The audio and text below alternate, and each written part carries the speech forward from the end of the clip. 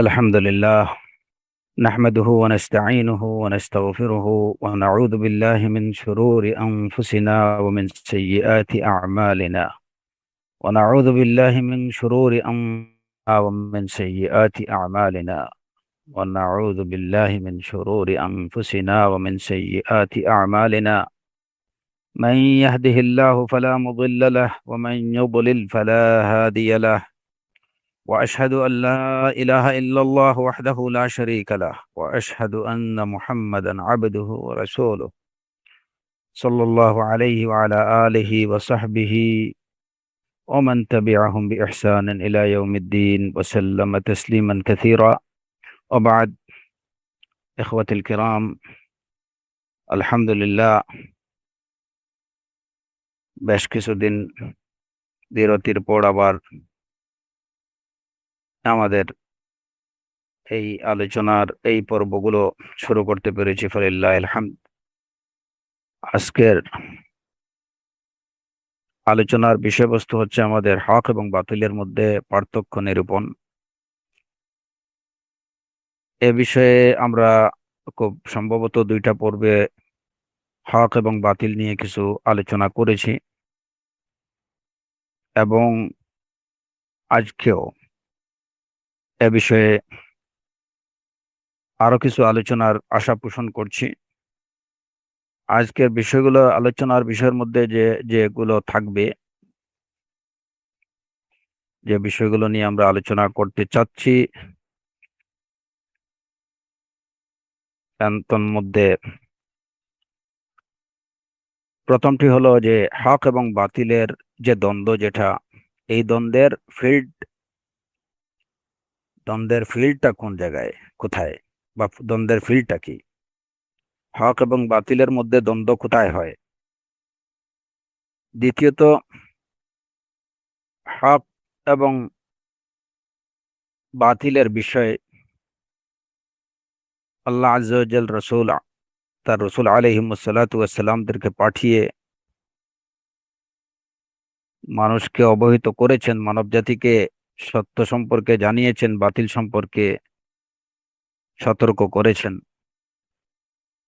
এরপরেও কিছু সংখ্যক মানুষ সত্য থেকে মুখ ফিরিয়ে নেয় কিংবা সত্যকে বর্জন করে বাতিলকে গ্রহণ করে। এটার কারণ কি? তৃতীয় যে বিষয়টা নিয়ে আমরা সংক্ষিপ্তভাবে আলোচনার চেষ্টা করব, সেটা হচ্ছে হক এবং বাতিলের মধ্যে একটা, যারা ঐক্য তৈরি করতে চায়, হক এবং বাতিলের মধ্যে একটা ঐক্য, এই ঐক্য কারা তৈরি করতে চায়। এবং সর্বশেষ, আজকের হয়তো যে যদি আল্লাহ আযজা ওয়া জাল্লা সময় দেন, তাহলে যে বিষয়টা নিয়ে আলোচনা হবে সেটা হলো হক এবং বাতিলের বিষয়ে সাধারণত এই আমাদের চোখে যা পরিলক্ষিত হয়, যে হক এবং বাতিলের কিছু মুমাইয়িজাত বা তার কিছু কিছু বৈশিষ্ট্য, আমরা 2-4টি বৈশিষ্ট্য সম্পর্কে আলোচনা করব ইনশাআল্লাহ। আসআলুল্লাহ সুবহানাহু ওয়া তাআলা আত-তাওফীক ওয়াস সাদাদ। আজকের আলোচনার শুরুতে আমি আরেকটি কথা সবাইকে বলে রাখতে চাই, যে কেউ যেন ভুল ধারণা প্রসূত এরকম কোনো কিছু মনে না করেন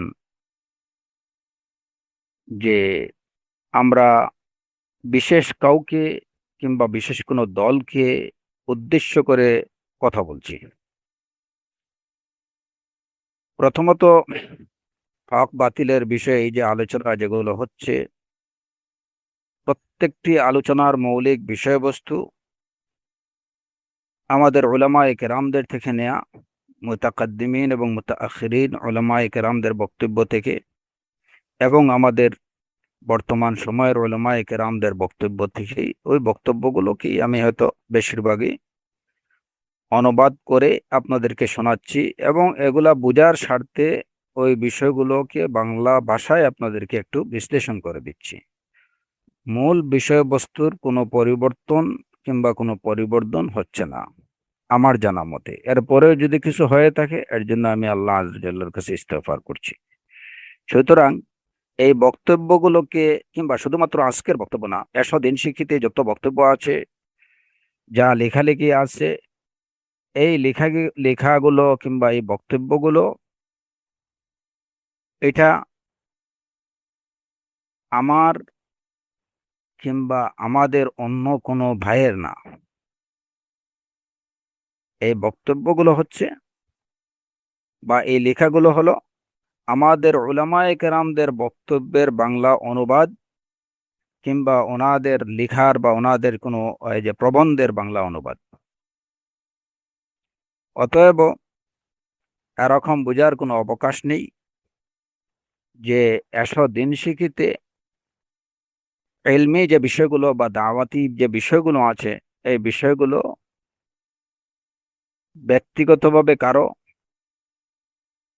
এরকম বোঝার কোনো কারণ নেই। এটা হচ্ছে উলামায়ে কেরামদের ইলমের সম্পদ।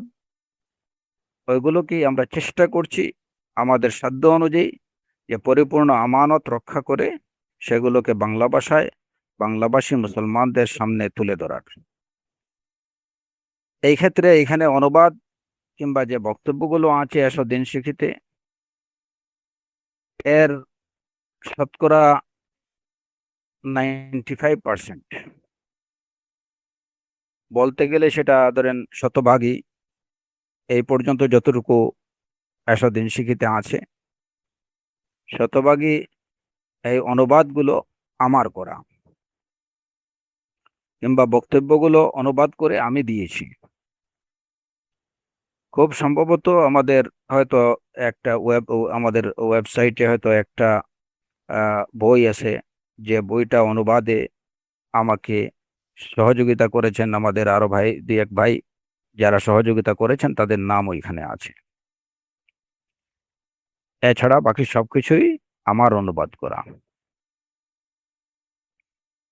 সুতরাং এবং এটা আজকে থেকে দীর্ঘ, আমার মনে হয় 10-15 বছরের কম হবে না হয়তো, আল্লাহু আলাম, এক্স্যাক্টলি আমি বলতে পারছি না। তবে কোনো অবস্থাতে এটা 10 বছরের কম না, আরো বেশি হবে, 1 যুগের বেশি হবে।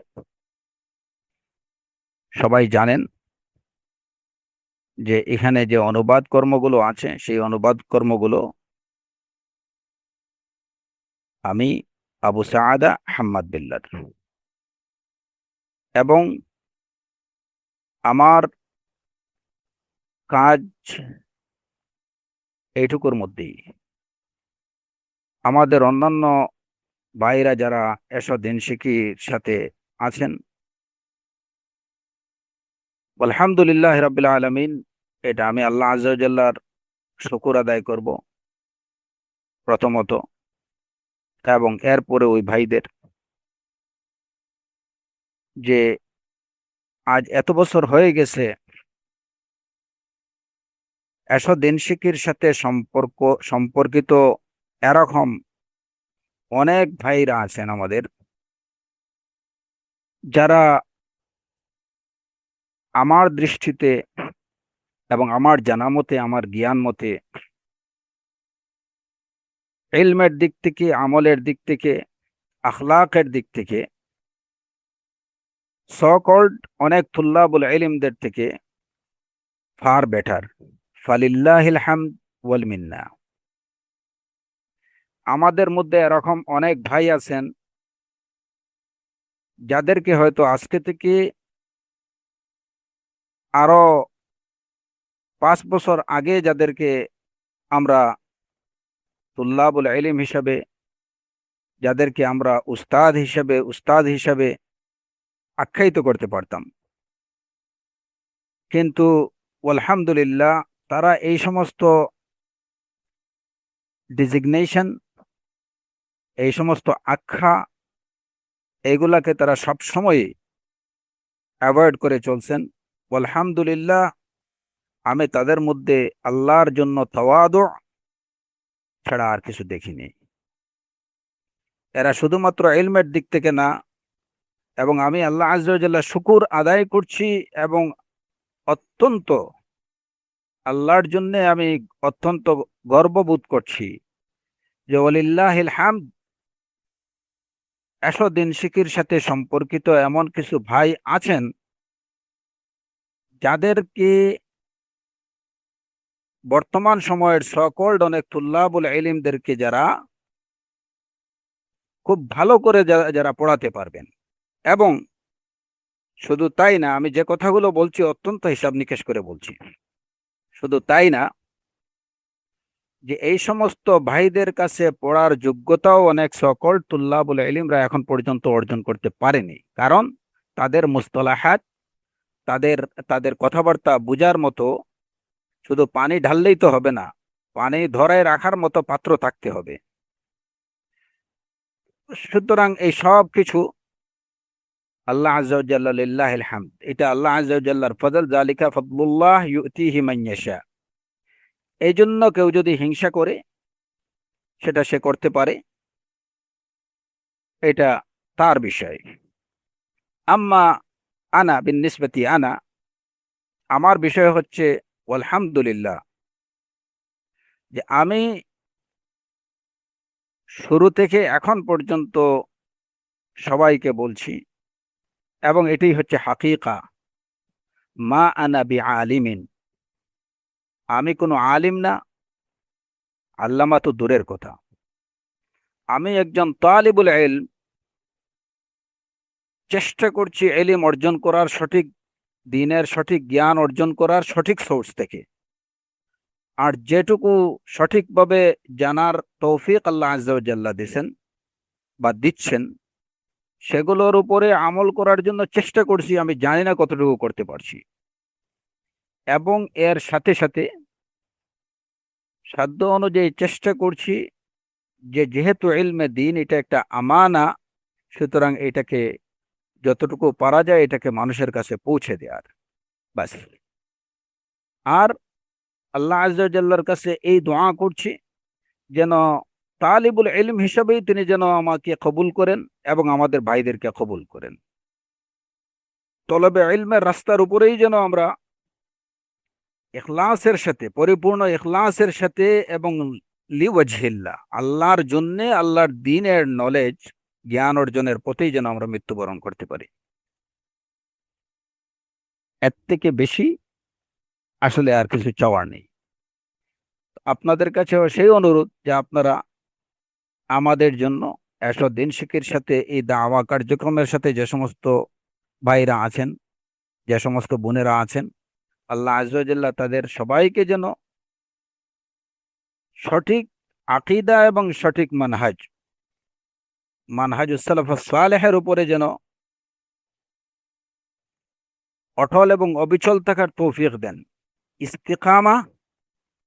ইস্তিকামার দোয়া প্রথমত আমি আমার নিজের জন্য নিজেকে ওসিয়ত করছি, এবং আমি আমাদের ভাই বোন যারা আছেন সব মুসলমানদেরকে এই বিষয়ে আমি ওসিয়ত করছি যে সব সময় যেন আমরা হিদায়াতের উপরে ইস্তিকামার জন্য আল্লাহ আযজা ওয়া জাল্লার কাছে প্রার্থনা করি। কারণ এই ইস্তিকামা এটা অত্যন্ত গুরুত্বপূর্ণ বিষয়। যে বিষয়টা রাসূলুল্লাহ সাল্লাল্লাহু আলাইহি ওয়াসাল্লামের কাছে অত্যন্ত ভারী বোধ, তিনি অত্যন্ত ভারী বোধ করছিলেন ইস্তিকামার বিষয়কে। ফাস্তাকিম কামা উমিরতা, এই আয়াত নাজিলের পরে রাসূলুল্লাহ সাল্লাল্লাহু আলাইহি ওয়াসাল্লাম দেখা গেল যে ওনার চুল এবং দাড়ি পাকতে শুরু করছে। তাকে যখন জিজ্ঞেস করা হলো এ বিষয়ে, তখন তিনি বললেন, শাইয়াবাতনি হুদু, হুদের কোন বিষয়ে আপনাকে বুড়ো করে দিল? রাসূলুল্লাহ সাল্লাল্লাহু আলাইহি ওয়াসাল্লাম বললেন, ফাস্তাকিম কামা উমিরতা।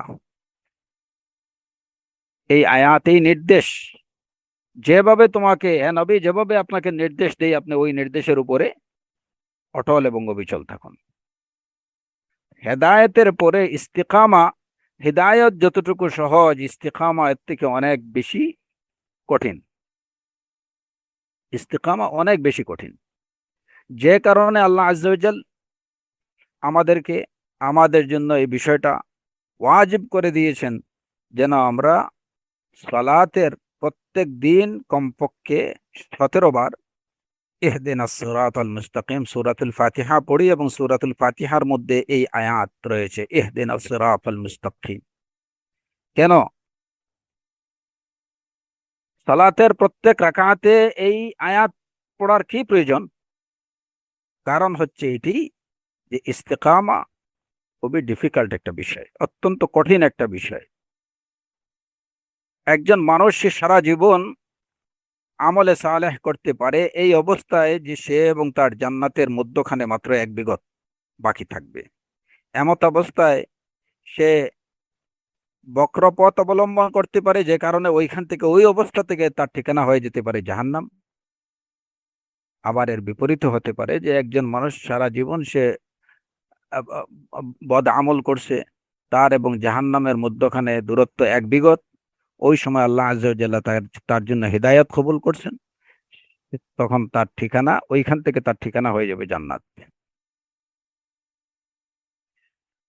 সুতরাং ইস্তেকামার দোয়া আমাদের প্রত্যেকের নিজের জন্য করা উচিত, যেন আল্লাহ আজ্জা ওয়া জাল্লা আমাদেরকে সিরাতে মুস্তাকিমের উপরে অটল এবং অবিচল থাকার তৌফিক দেন। এবং বিশেষ করে এই যে ফিতনার যুগে আমরা বসবাস করছি, যেখানে কখন কি হয়ে যায় এটা বলা যায় না। রাসূলুল্লাহ সাল্লাল্লাহু আলাইহি ওয়াসাল্লাম বলেছেন, বিশুদ্ধ হাদিস, বাদিরু বিল আমাল ফিতানান ফিতানান কাকিতাইল লাইলিল মুসলিম ইউসবিহু আর-রাজুলু মুমিনান ওয়া ইউমসি কাফিরা ওয়া ইউমসি মুমিনান ওয়া ইউসবিহু কাফিরা ইয়াবিউ দীনাহু বিআরাদিন মিনাদ দুনিয়া। বাদিরু বিল আমাল, তোমরা সৎ কর্মের দিকে দ্রুত এগিয়ে যাও। বাদিরু, সৎকর্মের দিকে, আমলে সালেহের দিকে দ্রুত এগিয়ে যাও। নরমালি যাওয়া না, যে আস্তে ধীরে আমি সৎকর্ম কর্ম, তা না। বাদিরু সারিউ, দ্রুত এগিয়ে যাও সৎকর্মের দিকে। ফিতানান, কেন ফিতানান? তোমাদের সামনে এমন সব ফিতনা রয়েছে, এই ফিতনা একটা দুইটা না, অনেকগুলো ফিতনা। ফিতানান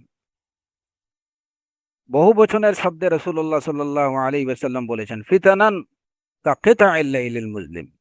অনেকগুলো ফিতনা রয়েছে রাতের অন্ধকার টুকরার মতো। অন্ধকার টুকরার মতো কেন? যে এই ফিতনাগুলোতে যখন মানুষ পড়বে, তখন মানুষের অবস্থা এই হবে যে সে পথ খুঁজে পাবে না, কোন দিকে যাবে। অন্ধকারে যেমন মানুষ পথ খুঁজে পায় না, ঠিক তেমনি ভাবে এমন সব ফিতনা আসবে যে ফিতনাগুলো মধ্যে মানুষ পথ খুঁজে পাবে না। সেই ফিতনার মধ্যে পড়ার আগেই রাসূলুল্লাহ সাল্লাল্লাহু আলাইহি ওয়াসাল্লাম বলছেন, বাদিরু বিল আমাল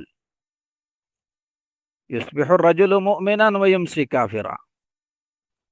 ব্যক্তি সকালে মুমিন থাকবে, বিকালে কাফির হবে, বিকেলে মুমিন থাকবে, সকালে কাফির হবে।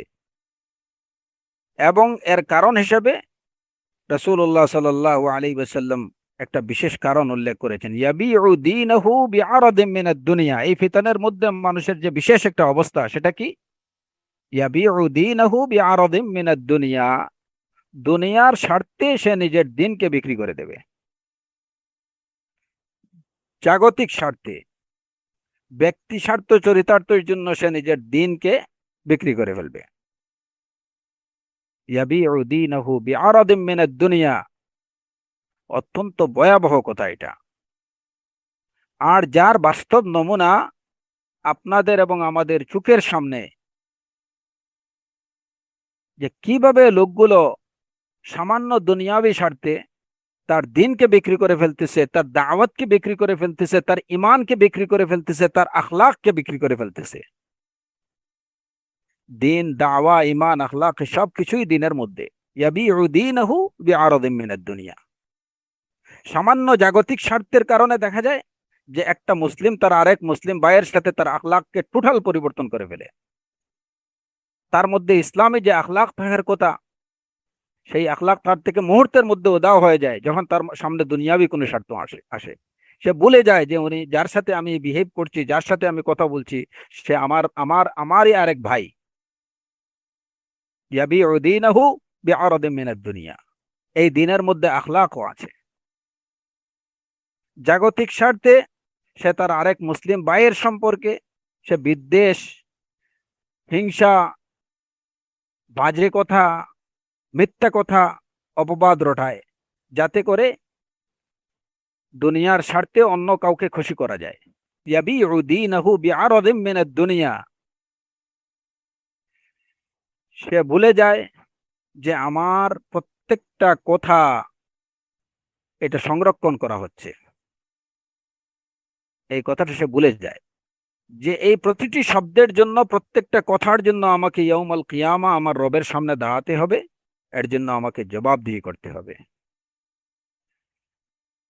তো যে কথা বলছিলাম, এর জন্য যে আমাদের সামনে ফিতনা, এবং শুধু এই ফিতনা না, যে ফিতনা একটা ফিতনা না, অনেকগুলো ফিতনা, ফিতনান কাকিতাইল লাইলিল মুজলিম। ফিতনার পর ফিতনা আসতেই থাকবে। এই অবস্থায় আমাদের জন্য সবচেয়ে বেশি প্রয়োজন হচ্ছে আল ইস্তিকামা।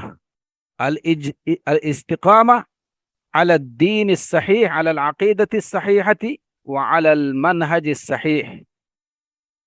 এবং এর জন্য আল্লাহ আযজা ওয়া জাল্লার কাছে প্রতিনিয়ত চাওয়া, ইহদিনাস সিরাতাল মুস্তাকিম, ইহদিনাস সিরাতাল মুস্তাকিম, রব্বানা লা তুযিগ কুলুবানা বা'দা ইয হাদাইতানা, রব্বানা লা তুযিগ কুলুবানা বা'দা ইয হাদাইতানা। হে আল্লাহ, আমাদের অন্তরকে বক্র করে দিও না, আমাদেরকে হেদায়েত দেওয়ার পরে আমাদের অন্তরকে বক্র করে দিও না। অত্যন্ত দুঃখ এবং পরিতাপের বিষয় যখন আমরা দেখি অনেক মুসলিমকে, যাদেরকে আল্লাহ আযজা ওয়া জাল্লা তার নিজ ফজল এবং রহমতে যাদেরকে হিদায়াত দিয়েছিলেন, সুবহানাল্লাহ, এদের অন্তর বক্র হয়ে যাচ্ছে, তারা বক্র পথে চলতে শুরু করতেছে। ফি মাশারিকিল আরদি ওয়া মাগারিবিহা। আমরা যখন এটা দেখি, এটা আসলে অন্তরে অত্যন্ত কষ্ট দেয়। এই কষ্ট পাওয়াটা আমাদের নিজেদের কোনো স্বার্থে না, এটা দ্বীনের স্বার্থে। কারণ যখন এরা হেদায়েতের উপরে ছিল, এরা ছিল আমাদের ভাই। ইয়াশুদ্দু বা'দুহু বা'দা। সেই একই ভিত থেকে যখন কিছু জিনিস খসে পড়ে যায়, তখন এইটা অবশ্যই দুঃখের, কষ্টের, বেদনার কারণ হয়। এটা অন্য কোনো কারণে না। যখন দেখি যে যাদেরকে আল্লাহ আযজা ওয়া জাল্লা হিদায়াত দিয়েছিলেন, যাদের থেকে সোসাইটি, কমিউনিটি অনেক বেশি কিছু দিন এবং দাওয়ার পথে অনেক বেশি কিছু আশা করছে, যাদের প্রতি প্রত্যাশা ছিল যে এরা দিন, এরা কমিউনিটির প্রতি, সমাজের প্রতি তারা দিনের প্রচার এবং প্রসারে অবদান রাখবে, যখন দেখি যে এরাই সঠিক পথ থেকে, হিদায়াত থেকে, সঠিক মানহাজ থেকে তারা বিচ্যুত হচ্ছে, তখন এইটা আমাদেরকে কষ্ট দেয়, এটা আমাদের মর্ম পীড়ার কারণ হয়। এটা অন্য কোনো কারণে না, ব্যক্তিগত কোনো কারণ নেই, একমাত্র দিনের কারণ। যখন তারা হিদায়তের উপরে ছিল, তখন তারা ছিল আমাদের সাথে একই বিথের মতো, ইয়াশুদ্দু বা'দুহু বা'দা কাল জাসাদিল ওয়াহিদ। তো এর জন্য ইস্তিকামার দোয়া আমাদের প্রত্যেকের করা উচিত আল্লাহ আযজা ওয়া জাল্লার কাছে, যে হে আল্লাহ, তুমি আমাদেরকে হিদায়াত দেওয়ার পরে আমাদের অন্তরকে বক্র করে দিও না। এই ফিতনগুলো একটার পর একটা, বিভিন্ন ধরনের ফিতনা আসতে থাকবে। আনাস ইবনে মালিক রাদিয়াল্লাহু আনহু থেকে বর্ণিত, আনাস ইবনে মালিক তিনি বলেন, শাকাওনা, জুবাইর ইবনে আদি রাহিমাহুল্লাহ থেকে বর্ণিত, যে তিনি বলেন যে আমরা আনাস ইবনে মালিকের কাছে এসে হাজ্জাজ ইবনে ইউসুফের সম্পর্কে অভিযোগ করলাম যে হাজ্জাজ ইবনে ইউসুফ এই জুলুম নির্যাতনগুলো করছে, তখন আনাস ইবনে মালিক বললেন যে ইসবিরু ফাইন্নাহু লা ইয়াতি আলাইকুম জামানুন ইল্লা আল্লাযী বা'দাহু শাররুম মিনহু হাত্তা তালকাউ রাব্বাকুম সামি'তুহু মিন নাবিয়্যিকুম সাল্লাল্লাহু আলাইহি ওয়াসাল্লাম। তিনি নসিহা দিলেন যে ইসবিরু, ধৈর্য ধারণ করো, কারণ তোমাদের উপরে তোমাদের সামনে যে সময়গুলো আসবে, পরবর্তী সময়টা এর থেকে আরো বেশি নিকৃষ্ট হবে।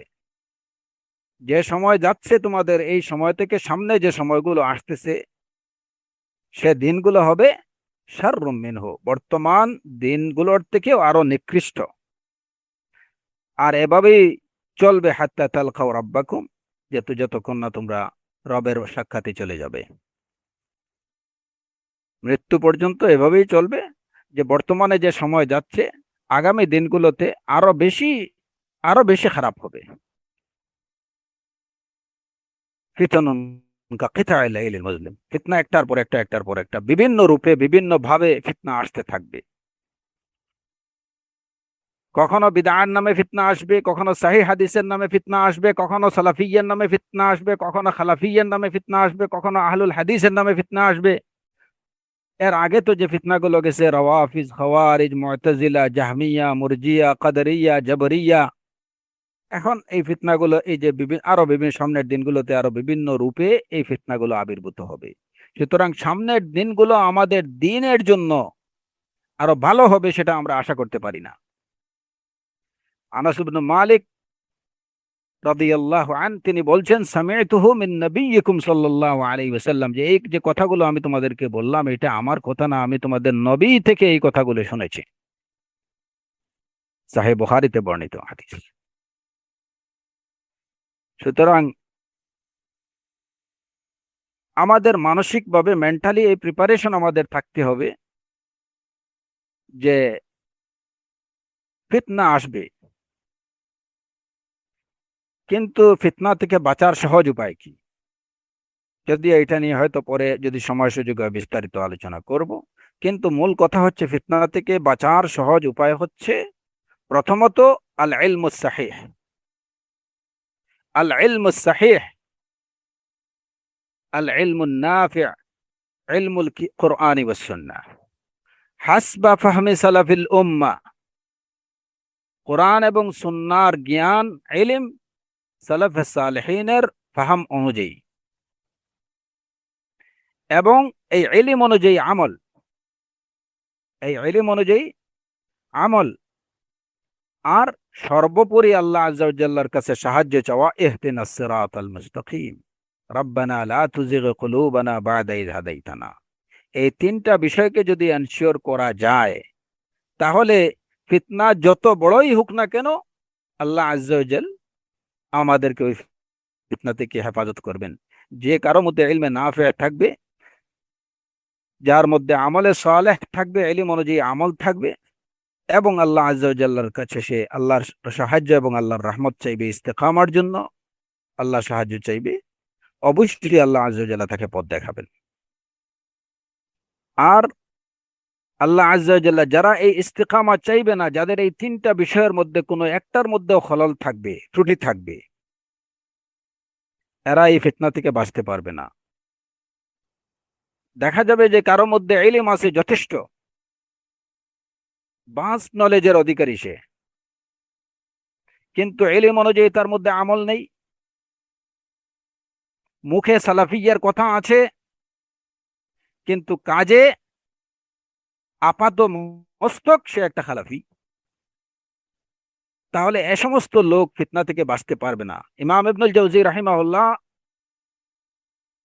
বলেছেন যে লা তাজিদু আহাদাহুম ইউকাসসিরু সাওবাহ ওয়া ফি কলবিহি কিবরু ফিরআউন। বাহ্যিকভাবে দেখবা যে তার তার তার কাপড়, তার পরিধেয়, এটা সে শর্ট করে রাখছে, অর্থাৎ টাকনুর উপরে কাপড় পরতেছে, লা তাজিদু আহাদাহুম ইউকাসসিরু সাওবা, সে বাহ্যিকভাবে সে টাকনুর নিচে কাপড় পরতেছে না, তার কাপড় পরাটা এটা সুন্নাহ অনুযায়ী, কিন্তু ওয়াফি কালবিহি কিবরু ফিরআউন, তার অন্তরের মধ্যে ফেরাউনের অহংকারের মতো অহংকারে ভর্তি। সুতরাং এই ইলম বা এই বাহ্যিক এই বিষয়গুলো তাকে কোনো ফায়দা দেবে না। ইলমের সাথে আমলের পরিপূর্ণ মিল থাকতে হবে। সুতরাং ইলম আছে, আমল নেই, এরা ফিতনা থেকে কখনো বাঁচতে পারবে না। ইলম আছে, আমল আছে, এই দুইটার উপরেই যদি কেউ নির্ভর করে যে না আমার কাছে ইলমও আছে আমলও আছে, আমাকে কোনো শার বা কোনো ধরনের ফিতনা আমাকে পাবে না, তাহলে এই লোকটা কোনোভাবেই নিরাপদ না। কারণ ইলম আর আমল দ্বারা কেউ নাজাত পাবে না। যদি ওয়ালাউলা ফাদলুল্লাহি আলাইকুম ওয়া রাহমাতুহু মা যাকা মিনকুম মিন আহাদিন আবাদা, আল্লাহর ফজল যদি না হয় তাহলে সেই অন্তরে পরিশুদ্ধি আসবে না। আল্লাহর রহমত যদি না থাকে তাহলে এক মুহূর্ত ফিতনা থেকে বেঁচে থাকার উপায় নেই। সুতরাং কেবলমাত্র নিজের ইলমের উপরে আর আমলের উপরেও যদি কেউ নির্ভর করে তাহলে সে ফিতনা থেকে বাঁচতে পারবে না। আল্লাহর ফজল এবং আল্লাহর রহমতের উপরে পরিপূর্ণ রূপে নির্ভর করতে হবে, আশা রাখতে হবে, এবং এর জন্য আল্লাহ আযজা ওয়া জাল্লার কাছে চাইতে হবে। যাই হোক, মূল বক্তব্যে, মূল আলোচনায় আমরা ফিরে আসি। আলোচনার প্রথম পর্যায়ে যেটা আমরা বলছিলাম যে হক এবং বাতিলের মধ্যে যে দ্বন্দ্ব, এই দ্বন্দ্বটা কোথায় হয়, এই দ্বন্দ্বের ব্যাটল ফিল্ডটা কি? হক এবং বাতিলের দ্বন্দ্বের ফিল্ড হচ্ছে দুটো। একটা হচ্ছে মানুষের অন্তর। হক এবং বাতিলের দ্বন্দ্বের ফিল্ড বা মাঠ প্রথমত হচ্ছে মানুষের অন্তর। কারণ মানুষের এই অন্তরটা, এটা হেদায়েত এবং গুমরাহি দুটোকেই গ্রহণ করতে পারে। এই অন্তর হেদায়েতকে যেমন কবুল করতে পারে, গুমরাহি বা পথভ্রষ্টতাকেও গ্রহণ করতে পারে। কাবিল লিল হুদা ওয়াদ দালাল। সুতরাং দ্বন্দ্বটা প্রথমত মানুষের অন্তরের মধ্যে, দ্বন্দ্বের জায়গাটা মানুষের অন্তরে। এই অন্তরটা ভালো মন্দ দুটোকেই গ্রহণ করতে পারে। এই সম্পর্কে কোরআনে কারীমে আল্লাহ আযজা ওয়া জাল্লা বলেছেন, ওয়া নাফসিন ওয়া মা সাওয়াহা ফাআলহামাহা ফুজুরাহা ওয়া তাকওয়াহা। শপথ নফসের, এবং যিনি এই নফসকে সুবিন্যস্ত করেছেন তার, অতঃপর তিনি নফসকে তার পাপাচার এবং আল্লাহ ভীতি দুটি ঠিক দিয়েছেন, নফসের মধ্যে ঢেলে দিয়েছেন। ফাআলহামাহা ফুজুরাহা ওয়া তাকওয়াহা। নফসের মধ্যে দুটো বিষয় আছে। ইন্না হাদাইনাহু সাবিল ইম্মা শাকিরান ওয়া ইম্মা কাফুরা। আমি তাকে পথ দেখিয়েছি, এরপরে কেউ শুকরগুজার হয়, কেউ সেটাকে অস্বীকার করে, কেউ হয় অস্বীকারী। সুতরাং হক এবং বাতিলের দ্বন্দ্বের শুরুটা, প্রথম ফিল্ড হচ্ছে মানুষের নফস। এর জন্য রাসূলুল্লাহ সাল্লাল্লাহু আলাইহি ওয়াসাল্লাম বলেছেন, রাজা'না মিনাল জিহাদিল আসগর ইলাল জিহাদিল আকবর।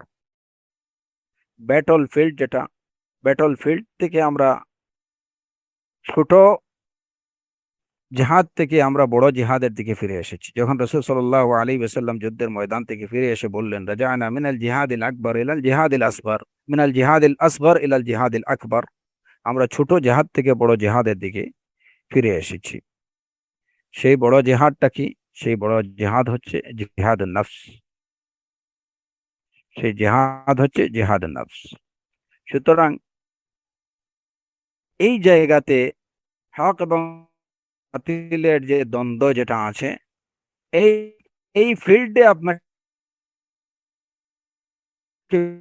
বিজয়ী হতে হবে।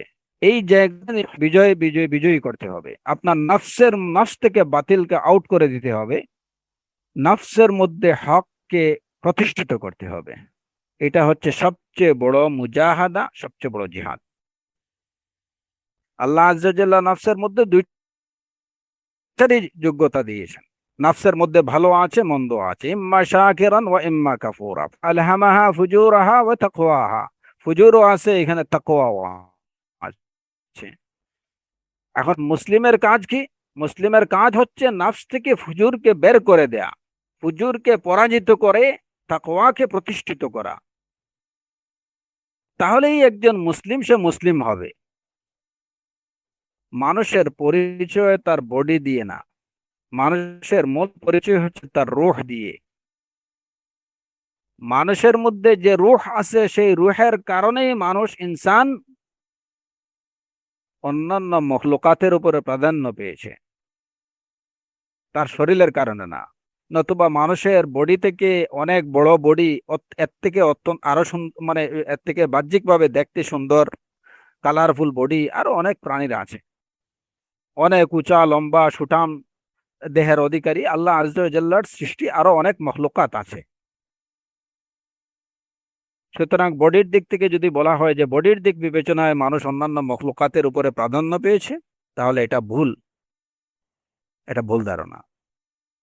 ইনসান অন্যান্য মখলুকাতের উপরে প্রাধান্য পেয়েছে তার রূহের কারণে, তার মধ্যে রুহানিয়ত আছে বলে। যখন ইনসানের মধ্যে সেই রুহানিয়ত থাকবে না, আর রুহের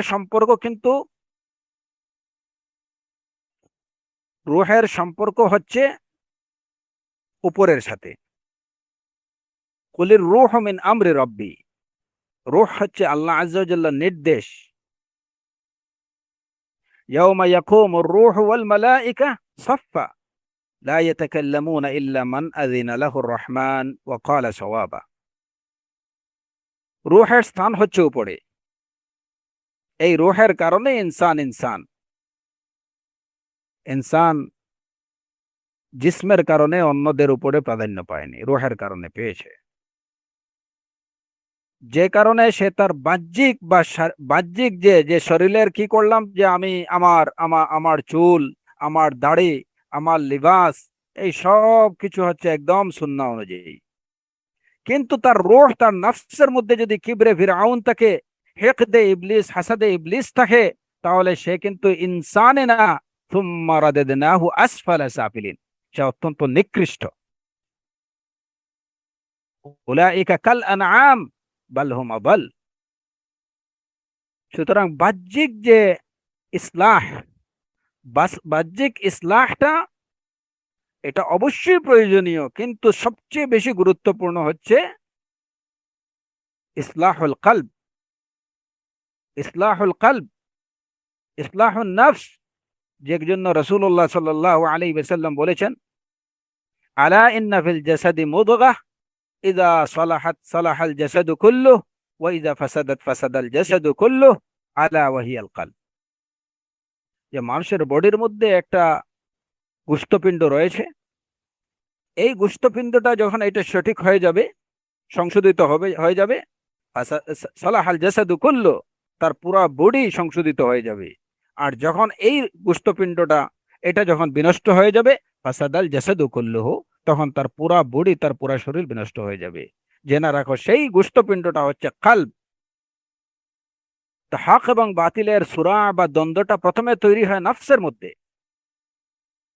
এই জায়গাতে, এই ফিল্ডে, এই ময়দানে বাতিলটাকে পরাজিত করতে হবে, হককে প্রতিষ্ঠিত করতে হবে, তাহলেই ইনসান হতে পারবে। অত্যন্ত দুঃখের বিষয় এটা, যে আজকে আমরা যে বিষয়গুলো প্রত্যক্ষ করি, আমি অন্যান্য দল, অন্যান্য ফিরাক যারা আছে, আমি তাদের সম্পর্কে বলছি না, আমি আমাদের নিজেদের সম্পর্কে বলছি। যে আমাদের সালাফি ভাইদের মধ্যে যারা নিজেদেরকে সালাফি বলে দাবি করেন, যারা দাবি করেন যে আমরা মানহাজুস সালাফ অনুযায়ী চলছি, যারা ইয়ান্তামুন ইলা সালাফিয়া, তাদের মধ্যে রুহানিয়ত বলতে কিছু নেই, আছে শুধু জাসাদিয়ত, আছে শুধুমাত্র কথাবার্তা। বেশিরভাগের মধ্যে ইল্লা মান রাহিমাল্লাহ। আমি আমাদের আমাদের আমাদের ভাই ভাইদের সম্পর্কে বলছি, অনেকের মধ্যে। এবং সমাজে যারা নিজেদেরকে সালাফি বলে দাবি করে, মাশাআল্লাহ, দেখা গেল যে কথাবার্তায় ওনারা পুরাপুরি আপনার মানে সালাফি জ্ঞান তারা রাখেন, সালাফিয়ার জ্ঞান তারা রাখেন। বাহ্যিকভাবে তাদের চেহারা সুরতেও দেখা যায় মাশাআল্লাহ তাদের মধ্যে সালাফিয়া আছে।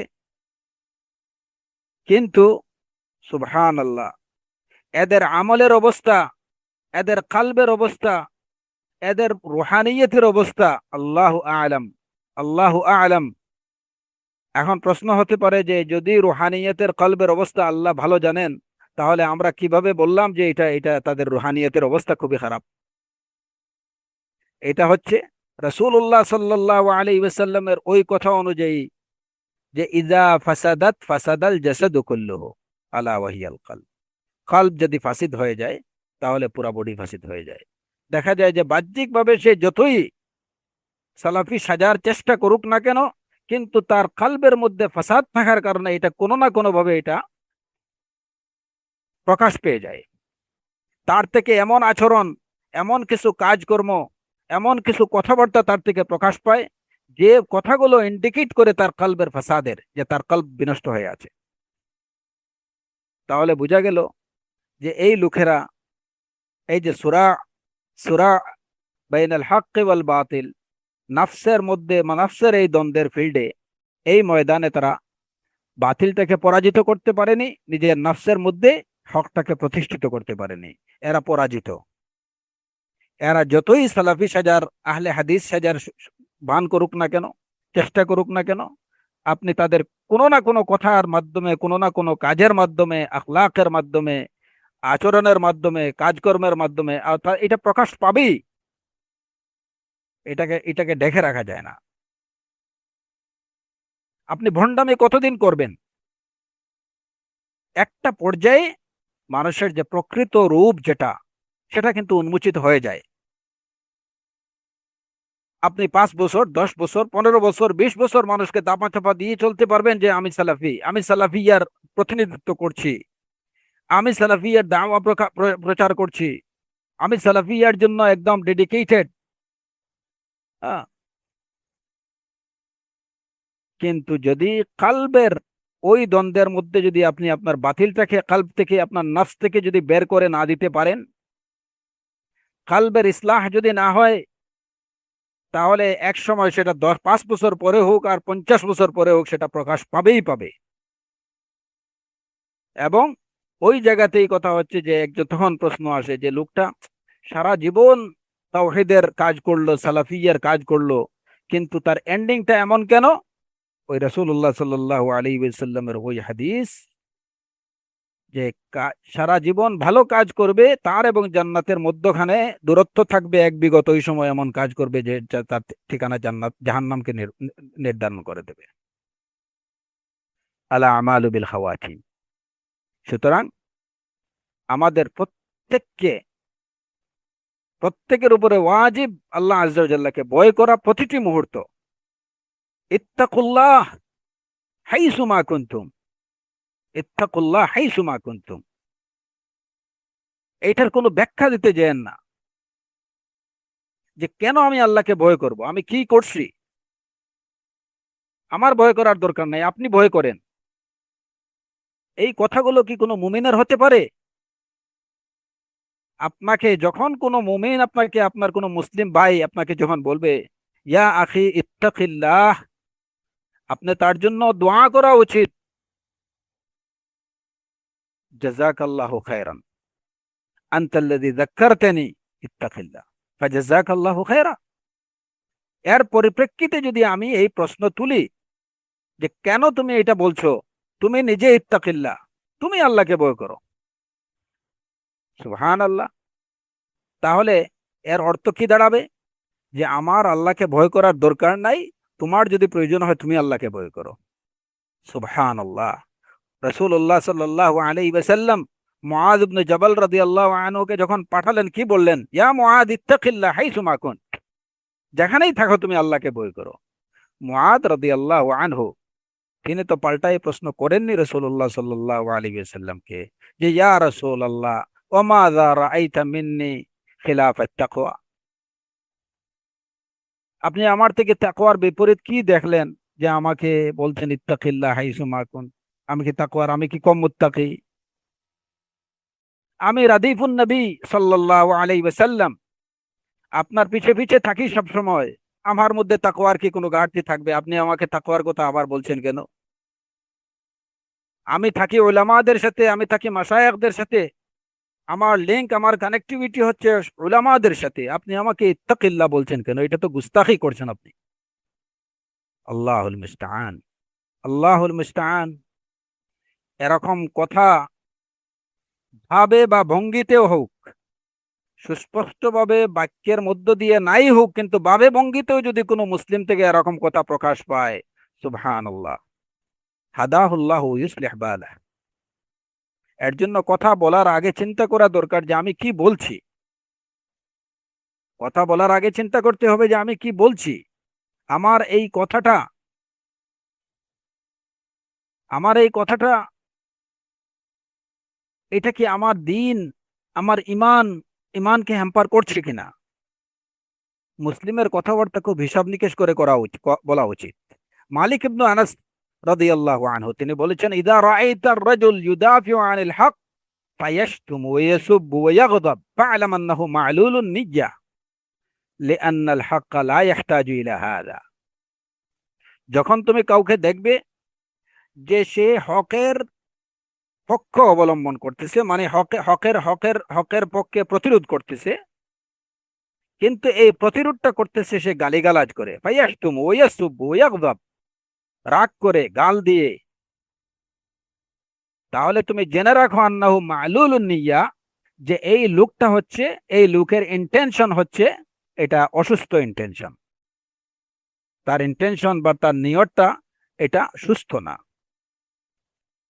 আপনি হকের পক্ষ অবলম্বন করছেন, আপনি হকের পক্ষে প্রতিরোধ করছেন, বাতিলকে প্রতিরোধ করছেন, কিন্তু সেই প্রতিরোধ করার ক্ষেত্রেও যদি আপনি গালিগালাজ করেন, আপনি যদি রাগ প্রদর্শন করেন, খুব প্রদর্শন করেন, তাহলে ফা'লাম আন্নাহু মা'লুলুন নিয়্যা, যে এই লোকটার ইন্টেনশন আসলে ভালো না। যদিও সে বাহ্যিকভাবে দেখা যাচ্ছে যে হককে সাহায্য করছে, বাতিলকে প্রতিরোধ করছে, কিন্তু এরপরেও মা'লুলুন নিয়্যা। এর জন্য নিয়ত বা অন্তরের যে বিষয়টা, নিয়তের জায়গা কোথায়, সেটা হচ্ছে কলব। হক এবং বাতিলের যে প্রথম যে দ্বন্দ্বটা শুরু হয় সেটা হচ্ছে নাফসের মধ্যে। ওই জায়গাতে আপনাকে এবং আমাকে বিজয়ী হতে হবে। অন্তর থেকে যত ফুজুরিয়ত আছে, যত ফুজুর আছে, যত বাতিল আছে, সবকিছুকে পরিষ্কার বের করে দিতে হবে। কাদ আফলাহা মান যাক্কাহা, ওই ব্যক্তি তো সফল কাম যে তার অন্তরকে পরিশুদ্ধ করতে পেরেছে। ওয়াকাদ খাবা মান দাসসাহা। সুতরাং সালাফিয়া বলেন, কিংবা দিন বলেন, আহলে সুন্নাহ বলেন, এই সমস্ত বিষয়গুলো দাওয়ার বিষয় না যে আমি কেবল কি করলাম, দাবি করলাম। কেউ যদি নিজেকে সালাফি পরিচয় নাই দেয়, কিন্তু তার প্রতিটি কথা, প্রতিটি কাজ, সবকিছু যদি হয় সালাফে সালেহিন রিদওয়ানুল্লাহ আলাইহিম আজমাইনের মানহাজ অনুযায়ী, তার আকীদা, প্রত্যেকটা আকীদা যদি হয় আল আকীদাতুস সাহিহা আল মুস্তামিদ্দা মিনাল কিতাবি ওয়াস সুন্নাহ, আকীদাতুত তাওহীদ, তাহলে সারা জীবনেও যদি ওই লোকটা নিজেকে সালাফি বলে পরিচয় না দেয়, ফালা বাসা বিহি ইনশাআল্লাহ। যদি সে তার কথায়, কাজে, সবকিছুতে তার সালাফিয়াকে প্রতিষ্ঠিত করতে পারে, সালাফিয়া ধরে রাখতে পারে। হক এবং বাতিলের দ্বন্দ্বের দ্বিতীয় যে ফিল্ডটা, মাঠটা হচ্ছে, এটা হচ্ছে সোসাইটি। এই সোসাইটি বলতে আমরা সমাজকে বুঝি, এবং সমাজের অন্তর্ভুক্ত যতগুলো বিষয় আছে সবকিছুই। এই সমাজের মধ্যে আছে স্কুল, কলেজ, মসজিদ, মাদ্রাসা, আহ, হাট বাজার, দোকান, ব্যবসা বাণিজ্য, যা আছে সবকিছুই। নিজের ঘর, নিজের পরিবার, নিজের আত্মীয় স্বজন, এই সব কিছুই সমাজ। এবং এই সমাজের মধ্যে সোশ্যাল মিডিয়াও কিন্তু অন্তর্ভুক্ত। সূরা বাইনাল হক ওয়াল বাতিলের দ্বিতীয় যে ফিল্ডটা যেভাবে হয়, যেখানে হয়, এটা হচ্ছে সমাজে। হক এবং বাতিলের দ্বন্দ্বের মাঠ হচ্ছে সমাজ। এই সমাজের মধ্যেই কিন্তু রাসূল সাল্লাল্লাহু আলাইহি ওয়াসাল্লাম এবং তার অনুসারীরা, শয়তান এবং শয়তানের অনুসারী যারা আছে, তাদের বিরুদ্ধে যুদ্ধ করেছে, যেটাকে আমরা বলতে পারি যে ব্যাটল ফিল্ডের যে যে যুদ্ধ, আল জিহাদ ফি সাবিলিল্লাহ। এই সমাজ থেকে বাতিলকে, পাপাচারকে, যত ধরনের অপ আছে, সবগুলো অপকে বিদরিত করার জন্য রাসূলুল্লাহ সাল্লাল্লাহু আলাইহি ওয়াসাল্লাম তিনি যুদ্ধ করেছেন। কুফফারদের বিরুদ্ধে, মুশরিকিনদের বিরুদ্ধে এই যুদ্ধগুলো এই জায়গাতেই হয়েছে, এটা সামাজিক ফিল্ডে। এর উদ্দেশ্য কি ছিল? যে সমাজকে বিনষ্ট করে এরকম বিষয়বস্তু থেকে সমাজকে নিষ্কৃতি দেয়া, সমাজকে বাঁচিয়ে রাখা। এমনকি এই জন্য রাসূলুল্লাহ সাল্লাল্লাহু আলাইহি ওয়াসাল্লাম যখন দেখছেন যে কোনো ব্যক্তি সে সমাজের জন্য ক্ষতিকর, তখন তার বিরুদ্ধে তিনি ব্যবস্থা নিয়েছেন। মদ যারা, মদ্যপ যারা, এই মদ্যপ লোকগুলো সমাজের জন্য ক্ষতিকর, ইসলাম তাদের জন্য শাস্তির বিধান রেখেছে। ব্যভিচারী যারা, এরা সমাজের জন্য ক্ষতির কারণ, ইসলাম তাদের জন্য শাস্তির ব্যবস্থা রেখেছে। এটা ব্যক্তি পর্যায়ে হোক কিংবা সমষ্টিগতভাবে হোক, যেখানেই দেখা গেছে যে যে বিষয় বা যে বস্তুগুলো সমাজের জন্য ক্ষতিকর, দেশের জন্য, দশের জন্য যে বিষয়গুলো ক্ষতিকর, এই বিষয়গুলোর বিরুদ্ধেই রাসূলুল্লাহ সাল্লাল্লাহু আলাইহি ওয়াসাল্লাম অবস্থান নিচ্ছেন। এবং এই বিষয়গুলোই হচ্ছে বাতিল, এই বিষয়গুলোই হচ্ছে ফুজুর, এবং এই বিষয়গুলোর বিরুদ্ধেই রাসূলুল্লাহ সাল্লাল্লাহু আলাইহি ওয়াসাল্লাম তার লড়াই অব্যাহত রেখেছিলেন। সুতরাং হক এবং বাতিলের দ্বন্দ্বের আরেকটা জায়গা হচ্ছে এই সমাজ। সমাজকে কুলুষমুক্ত করা, ফাসাদ মুক্ত করা, যত ধরনের বিশৃঙ্খলা আছে সেই বিশৃঙ্খলা থেকে সমাজকে মুক্ত করা, সমাজে সুশৃঙ্খলা ফিরে ফিরে আনা, এই বিষয়গুলা ছিল রাসূলুল্লাহ সাল্লাল্লাহু আলাইহি ওয়াসাল্লামের অন্যতম কাজ। আল্লাহ আযজা ওয়া জাল্লার নির্দেশে তিনি এই কাজগুলো করেছেন। এবং এই ক্ষেত্রে আমাদের দুইটা সত্য আমাদেরকে জেনে রাখতে হবে, যে হক এবং বাতিলের এই যে দ্বন্দ্বটা আমরা জানলাম যে দুইটা জায়গায় হয় এই দ্বন্দ্ব। একটা জায়গা, একটা হচ্ছে আমার নফসের মধ্যে, একটা হচ্ছে সমাজের মধ্যে। সুতরাং দুই জায়গায় আমাদেরকে বিজয়ী হতে হবে বাতিলের বিরুদ্ধে। সমাজ থেকে ফুজুর বাতিলগুলো যেভাবে আমি দূর করব, এর আগে আমার প্রয়োজন হচ্ছে আমার অন্তর থেকে যত বাতিল আছে, যত আদনাস আছে, সেগুলো থেকে আমার অন্তরকে মুক্ত করা। এবং সেটা হচ্ছে প্রথম কাজ। আমার অন্তরের মধ্যে সব ধরনের ফুজুর, সব ধরনের বাতিল রেখে যদি আমি চাই যে না সমাজটা পরিচ্ছন্ন হোক, আমি আমার কি হয়েছে বা আমার আমার কি অবস্থা, ওইটার দিকে যদি আমি ভ্রুক্ষেপ না করি, না তাকাই, যে সমাজকে কুলুষমুক্ত করতে হবে, সমাজে তাওহীদ প্রতিষ্ঠিত করতে হবে। হোয়ার আপনার নিজের মধ্যেই তাওহীদ পরিপূর্ণরূপে প্রতিষ্ঠিত নেই, আপনার নিজের মধ্যে ইখলাস নেই, আপনার নিজের মধ্যে রিয়া এবং সুমাবর্তী, আপনার অন্তরের মধ্যে কিবের, আপনার অন্তরের মধ্যে হাসাদ, আপনার অন্তরের মধ্যে হিক, আপনার অন্তরের মধ্যে বাগদা, আপনার অন্তরের মধ্যে আদাওয়া, এই সব কিছু নিয়ে এখন কি যে আপনি সমাজে সালাফিয়া প্রতিষ্ঠিত করবেন, এগুলা হচ্ছে বন্ডামি, এইগুলা হচ্ছে শয়তানিয়ত। প্রথমে নিজেকে পরিশুদ্ধ করতে হবে, নিজের ইলমের সাথে নিজের আমলের। দেখা যায় যে আমরা অনেক সময় শুনি অনেকের মুখ থেকে যে হ্যাঁ, সালাফিয়া তো শিখলাম, এখন তো সমাজে কিছু হচ্ছে না, আমরা তো এই দাওয়াটাকে তো সমাজে এস্টাবলিশ করতে পারতেছি না। সমাজে এস্টাবলিশ করার, দিনকে এস্টাবলিশ করার দায়িত্ব আপনার না, আপনার ইমান এবং আপনার আমলে সালেহকে আগে ওইটাকে আপনি কি প্রতিষ্ঠিত করেন। আপনার নফসকে তাজকিয়া করেন, আপনার নফসকে আপনি তাহলিয়া করেন, নফসকে আপনি আপনার আকীদাতুত তাওহীদ মানহাজ আল মানহাজুস সালাফ দিয়ে ওইটাকে আপনি ডেকোরেট করেন প্রথমে, তারপরে আপনি সমাজে যাবেন। তো নিজের ঘরের খবর নাই, আপনি অন্যের ঘর বানানোর যদি চেষ্টা করেন, তাহলে এটা বোকামি ছাড়া আর কি হবে, আর এটা বন্ডামি ছাড়া আর কি হবে। ইসলাম এ ধরনের বিষয়গুলোকে পছন্দ করে না। কারণ তাওহীদের অন্যতম বিষয় হচ্ছে ইখলাস। আপনি যা করবেন আল্লাহ আজ্জা জাল্লার জন্য করবেন, কেবল আল্লাহর সন্তুষ্টির জন্য, আর কিছুর জন্য না। হক এবং বাতিলের এই যে দ্বন্দ্বটা, এই দ্বন্দ্বটা এটা আসলে আমরা যদি কেউ এরকম আশা করে যে এই দ্বন্দ্বটা কবে শেষ হবে, না, এই আশাটা আসলে ঠিক না। হক বাতিলের দ্বন্দ্ব এটা চলবে, এটা চলবে, চলতে থাকবে। যে হক এবং বাতিলের এই সংঘাতটা এটা শেষ হয়ে যাবে আগামী 3 মাসের মধ্যে, 6 মাসের মধ্যে, 10 বছরের মধ্যে, না, এরকম কিছু আশা করা আদৌ উচিত না। কারণ সত্য এবং মিথ্যার দ্বন্দ্বটা এটা চিরকাল চলবে।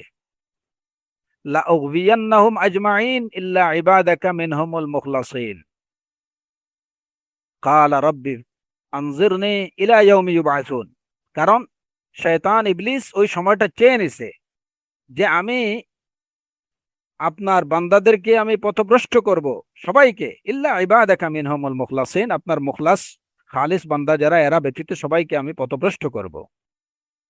হে রাব আনজিরনি ইলা ইয়াউমি ইউবআসুন, কিয়ামত পর্যন্ত আপনি আমাকে সময় দিন। ক্বালা ফাইন্নাকা মিনাল মুনজারিন ইলা ইয়াউমিল ওয়াক্তিল মালুম। হ্যাঁ, তোমাকে সময় দেয়া হলো সেদিন পর্যন্ত, একটা নির্দিষ্ট সময় পর্যন্ত। সুতরাং ইবলিস সবসময় মানুষকে পথভ্রষ্ট করতে চাইবে, মানুষকে বাতিলের মধ্যে রাখতে চাইবে। এই দ্বন্দ্বটা তাহলে হক এবং বাতিলের দ্বন্দ্বটা এটা সবসময় চলতেই থাকবে। আমাদের কাজ হচ্ছে কি, যে আমি যেন বাতিলের মধ্যে না পড়ি এবং আমার সমাজটাকে যেন বাতিল মুক্ত হয়, সেই প্রচেষ্টা আমাদের করা, এটি হচ্ছে আমাদের কাজ, আর কিছু না। প্রথম কথা হচ্ছে যে আমি যেন হকের উপরে প্রতিষ্ঠিত হই, এবং দ্বিতীয়ত আমি যেন আমার সমাজে হকটাকে প্রতিষ্ঠিত করার চেষ্টা করি। আমাদের কাজ হচ্ছে চেষ্টা করা। আপনি কতটুকু করতে পারবেন কিংবা পারবেন না, সেই তৌফিক আল্লাহ আজ্জা ওয়া জাল্লার হাতে। আপনি যদি চান যে আমি পুরা সমাজটাকে একসাথে পাল্টাই ফেলি, আপনি যদি এর জন্য আপনার জান মাল সব কোরবানি করে দেন, তারপরেও হয়তো আল্লাহ আজ্জা ওয়া জাল্লা যদি সেটা না চান, তাহলে আপনি সেটা পারবেন না। আর আল্লাহ আজ্জা ওয়া জাল্লা যদি চান, তাহলে সেটা আপনি না চাইলেও আল্লাহ আজ্জা ওয়া জাল্লা আপনার হাত দিয়ে সেই কাজ করায় দেবেন। ইন্নাকা লা তাহদি মান আহবাবতা ওয়ালাকিন্নাল্লাহা ইয়াহদি মান ইয়াশা। হ্যাঁ নবী, আল্লাহ আজ্জা ওয়া জাল্লা রাসূলকে উদ্দেশ্য করে বলছেন, ইন্নাকা লা তাহদি মান আহবাব, আপনি যাকে পছন্দ করেন তাকে আপনি হিদায়াত দিতে পারবেন না। আল্লাহ আজ্জা ওয়া জাল্লা যাকে চাইবেন তাকেই তিনি হেদায়েত দেবেন। সুতরাং হেদায়েত দেয়া, এই দাওয়াত, আমি এই দাওয়াটাকে, দাওয়াতুল হককে, দাওয়াতুস সালাফিয়াকে আমি প্রতিষ্ঠিত করে দেব সমাজে, এটাকে একদম প্রচার, এটার বিস্তর প্রচার এবং প্রসার আমি ঘটাই ফেলবো, একদম পুরা একটা রেনেসা হয়ে যাবে, বিপ্লব হয়ে যাবে,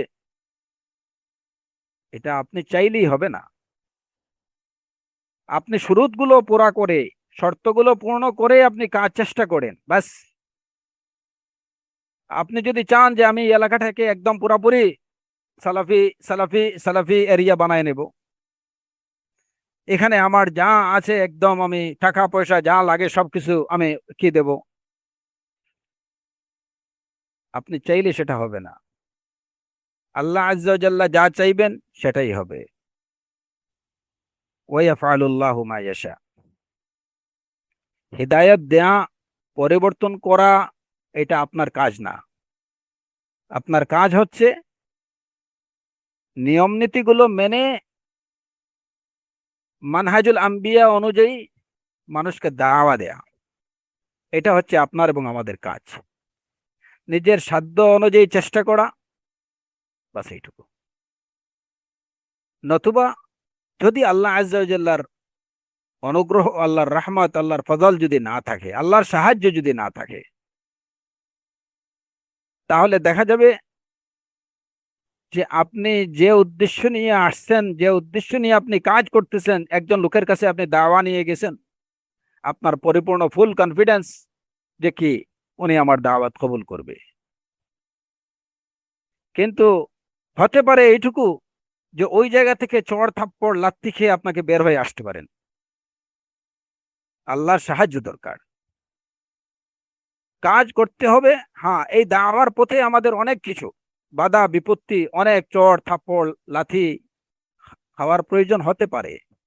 রাসূলুল্লাহ সাল্লাল্লাহু আলাইহি ওয়াসাল্লামেরও কিন্তু এই দাওয়ার জন্য তার তার শরীর থেকে রক্ত ঝরছে। এত সত্ত্বেও তিনি আল্লাহ আজ্জা ওয়া জাল্লার কাছে আশা পোষণ করছেন যে যে জাতি, যে কওম আমাকে রক্তাক্ত করলো, আমি আশা করি ওই জাতির মধ্য থেকে, এদের মধ্য হতে এমন লোক বের হয়ে আসবে যারা তাওহীদের ঘোষণা দেবে, যারা বলবে, সাক্ষ্য দেবে যে আল্লাহ ব্যতীত আর কোনো হক মাবুদ নেই। সুতরাং আপনার, যদি আমরা চাই যে এই সমাজ থেকে ফুজুর এবং শিরিক বিদআ এগুলো থেকে আমরা সমাজকে মুক্ত করব, আমরা সমাজে দাওয়াতুত তাওহীদ, দাওয়াতুস সালাফিয়াকে প্রতিষ্ঠিত করব, তাহলে আপনাকে ঠিক ওই পথে চলতে হবে যে পথে আম্বিয়া আলাইহিমুস সালাতু ওয়াস সালাম চলে গেছেন। আপনার মন গড়া ইজতিহাদ মতো যদি আপনি কোনো কাজ করেন, তাহলে বিফল, আপনার জন্য বিফলতা, আপনার জন্য অকৃতকার্যতা এটা অপেক্ষা করছে, আপনার জন্য অপমান অপদস্থতা অপেক্ষা করছে। আপনি যতই নিজের নিজের নিজের জ্ঞান বুদ্ধি, নিজের টেকনিক, নিজের পলিটিক্স যতই অ্যাপ্লাই করেন না করে কেন, এটা কোনো কাজ হবে না। কারণ কি? ওয়াল আকিবাতু লিল মুত্তাকিন। কারণ কি? জা আল হক ওয়া যাহাক আল বাতিল। সালাত যদি আপনি অজু ছাড়া শুরু করলেন, কেউ যদি অজু ছাড়া সালাত শুরু করে এবং সালাতে বেচারা খুব খুশু এবং হুজুর সাথে সালাত আদায় করতেছে, খুব তামানিনাতের সাথে সালাত আদায় করতেছে, তো এইগুলা যত খুশু খুজু তামানিনাতের সাথে যত লম্বা রুকু সুজুদ কিয়াম করুক না কেন, এগুলা তার কোনো কাজে আসবে? কারণ তার স্টার্টিংটাই হচ্ছে কি? ফেলা ওযু। সুতরাং যদি আপনি চান যে আপনার সালাত আন তাকুনা মাকবুলাতান ইনদাল্লাহি আযজা ওয়া জাল, তাহলে আপনার শুরু থেকে শেষ পর্যন্ত আপনাকে সালাতের সব কন্ডিশনস গুলো আপনাকে মেনে চলতে হবে। সালাতের সব আহকামাত গুলো, নিয়মগুলো আপনাকে পূর্ণ করতে হবে, মেনে চলতে হবে শুরু থেকে শেষ পর্যন্ত। ইসবাগুল উযু থেকে নিয়ে শুরু করে সালাম ফিরানো পর্যন্ত সবকিছু হতে হবে সুন্নাহ অনুযায়ী, রাসূলুল্লাহ সাল্লাল্লাহু আলাইহি ওয়াসাল্লামের নির্দেশ অনুযায়ী। এবং এই নির্দেশগুলোকে সালাফে সালেহিনের ফহম অনুযায়ী বুঝে সেগুলোকে আপনার অ্যাপ্লাই করতে হবে। তখন আপনি আশা করতে পারেন, এরপরে আপনি আশা করতে পারেন যে আমি, আমার সালাত হয়তো আল্লাহ আযজা ওয়া জাল্লা কবুল করতে পারেন, হয়তো কবুল করতে পারেন। কারণ সালাফে সালেহিনরা সালাতকে এইভাবে খুশু খুজুর সাথে এবং তার সবগুলো শারাঈত আহকামাত সবকিছু নিয়ম মেনে আদায় করার পরে তাদের মধ্যে খাউফ এবং রাজা থাকতো, আশা এবং ভয় থাকতো যে আমার এই সালাত, এটা কি আল্লাহ আযজা ওয়া জাল্লার কাছে মকবুল হলো না এটা মরদুদ হলো। তো এটা শুধুমাত্র সালাতের ক্ষেত্রে না, আপনি যে কোনো ভালো কাজ, দিনের নামে দাওয়ার নামে আপনি যে ভালো কাজই করবেন, সেই ভালো কাজটা আপনি যাই করুন না কেন, যে পরিসরে করুন না কেন, আমরা যে কোনো ভালো কাজ শুরু করি, এটা শুরু থেকে শেষ পর্যন্ত এই জায়গাতে কি হতে হবে? আপনার সুন্নাহ অনুযায়ী হতে হবে। এটা যদি সুন্নাহ অনুযায়ী না হয়, তাহলে এটা যত ভালো, বাহ্যিকভাবে এটাকে যত ভালো মনে হোক না কেন, এটা শেষ পর্যন্ত খাসারা ডেকে আনবে, এটা শেষ পর্যন্ত আপনার জন্য অপমান এবং অপদস্থতা ডেকে আনবে, এই বিষয়ে কোনো ডাউট নেই। সাময়িকভাবে যেমন কেউ কোনো, এর জন্য মানহাজ কাকে বলে, সুন্নাহ কাকে বলে? একজন লোক সে একটা বিদআ করলো, সেই বিদআগুলো তো বাহ্যিকভাবে দেখতে এগুলা খুব সুন্দর লাগে, বাহ্যিকভাবে দেখলে যে কেউ মনে করবে যে এগুলা ইবাদা, এগুলা সুন্দর, ভালো কাজ, আল্লাহ সন্তুষ্টির জন্য করছে। কিন্তু আমরা বিদআতকে বিদআত কেন বলি? যে সেটা যত ভালোই হোক না কেন, এটা রাসূলুল্লাহ সাল্লাল্লাহু আলাইহি ওয়াসাল্লামের সুন্নাহ অনুযায়ী সেটা হয়নি। যে কারণেই আমরা যত ভালো সুন্দর কাজই হোক না কেন, আমরা ওইটাকে বিদআত বলি। এই তো ফারাক। সুতরাং আমরা দিনের নামে, দাওয়ার নামে যা কিছু করি না কেন, বাহ্যিকভাবে এটা যত সুন্দর, যত চমকপ্রদ হোক না কেন, আপনি এটা অত্যন্ত চমকপ্রদ ভাবে মানুষের সামনে কিছু উপস্থাপন করলেন, মানুষকে দেখালেন যে এই দেখো আমি এই করছি, এই করছি, এই করছি। ইয়া ইয়া আখি, আমাদের আপনাদের সর্বপ্রথম যে বিষয়টা এনশিওর করা দরকার, যে এই কাজে আমি মুখলিস কিনা, এই কাজটা আমি কেন করছি, এটা কি কেবল আল্লাহ আজ্জা ওয়া জাল্লার সন্তুষ্টির জন্য, না নিজের নেম আর ফেম আর একটা অবস্থান তৈরি করার জন্য? মানুষের সাথে তুমি, মানুষের সামনে তুমি তোমার নিজের মুখোশটা ঢেকে রাখতে পারবা, কিন্তু আল্লাহ আজ্জা ওয়া জাল ইয়ালামু মা তুখফিস সুদূর, অন্তরে কি গোপন আছে, গোপনীয় আছে, আল্লাহ আজ্জা ওয়া জাল সব জানেন। ইয়াউমা তুবলা সারাইর ফামা লাহু মিন কুওয়াতিন ওয়ালা নাসির, একদিন এই সমস্ত, এই রহস্যগুলো, এই লুকায়িত জিনিসগুলো, এগুলো সব প্রকাশ পেয়ে যাবে। তুমি কেন, কিসের জন্য এসব করছিলা? লিমাদা, কেন মানুষকে তুমি প্রতারিত করছিলা? এজন্য প্রথমত হলো যে আমার অন্তরে ইখলাস প্রতিষ্ঠার মাধ্যমে অন্য যত ইখলাস বিরোধী যত আদনাস আছে, যত ধরনের শুবহাত আছে, যত ধরনের বাতিল আছে, ফুজুর আছে, এগুলোকে ফেলে দেয়া। আখলিস দীনাক, আখলিস দীনাক, তুমি তোমার দিনকে খালিস করো। ইয়াকফিকাল আমালুল কালিল, তাহলে সামান্য আমলও এটা তোমার জন্য যথেষ্ট হবে যদি এটা খালিস হয়। দ্বিতীয় বিষয় হলো অন্তরকে ইখলাস মুখলিস বানানোর সাথে সাথে, অন্তরে ইখলাস প্রতিষ্ঠিত করার সাথে সাথে, যে আমার এই কাজটা শুরু থেকে শেষ পর্যন্ত হবে ওয়াফকা as-সুন্নাহ, ওয়াফকা সুন্নাহ, সুন্নাহ অনুযায়ী। আমি মনে করছি এটা ভালো, যে কারণে আমি এটা করছি। অমুক মনে করছেন এটা ভালো, আমি এটা করছি। যদি এইটাই হয় বিষয়, তাহলে তো দুনিয়াতে আর কোনো কিছু, কোনো বিদআত থাকবে না, সব বিদআতই হয়ে যাবে ভালো। কারণ মুবতাদিঈনরা যে বিদআত গুলো করে, আপনি তাদেরকে জিজ্ঞেস করেন, তারা বলবে এটা তো ভালো। কেন ভালো? আমার মনে হয়েছে ভালো। কেন ভালো? এটা তো আমাদের আমাদের আমাদের শিয়ুখরা যারা আছেন ওনারা বলছেন ভালো, আমাদের আলেমরা যারা আছেন ওনারা বলছেন এটা ভালো। কেন এটা ভালো?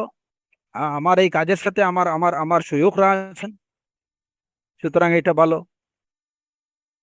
সুতরাং ভালো আর মন্দ আমার সাথে আমার আমার আমার আমার বুজুর্গরা আছেন, আমার সাথে আমার পীর সাহেবরা আছেন, হ্যাঁ, আর পীর সাহেবের সাথে মুরিদরা আছেন, বলেই কি ওনার পিরাকি আর ওনার এই বুজুর্গিয়ত এগুলো সব ঠিক হয়ে গেল?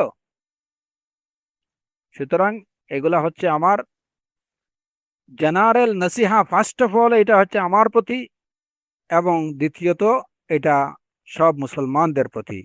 আমি শুরুতে যে কথা বলতে চাচ্ছিলাম, যে কেউ যেন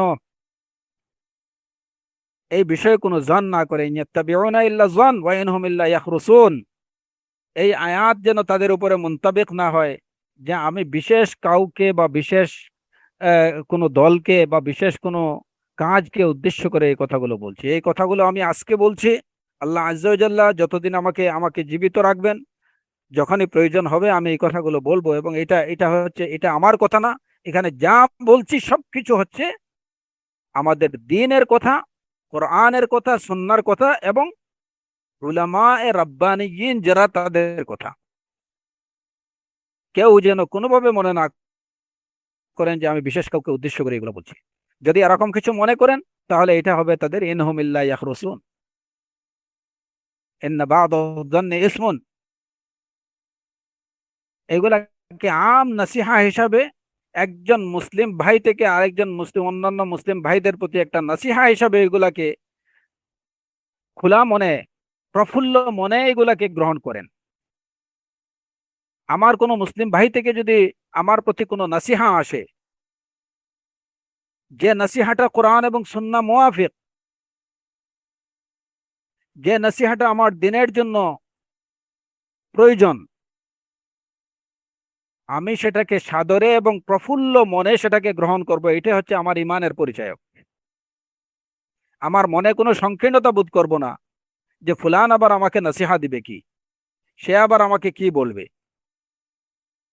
ওয়াযাক্কির ফাইন্না যিকরা তানফাউল মুমিনিন, আপনি রিমাইন্ডার দিন, নসিহা দিন, কারণ নসিহা মুমিনদের কাজে আসে।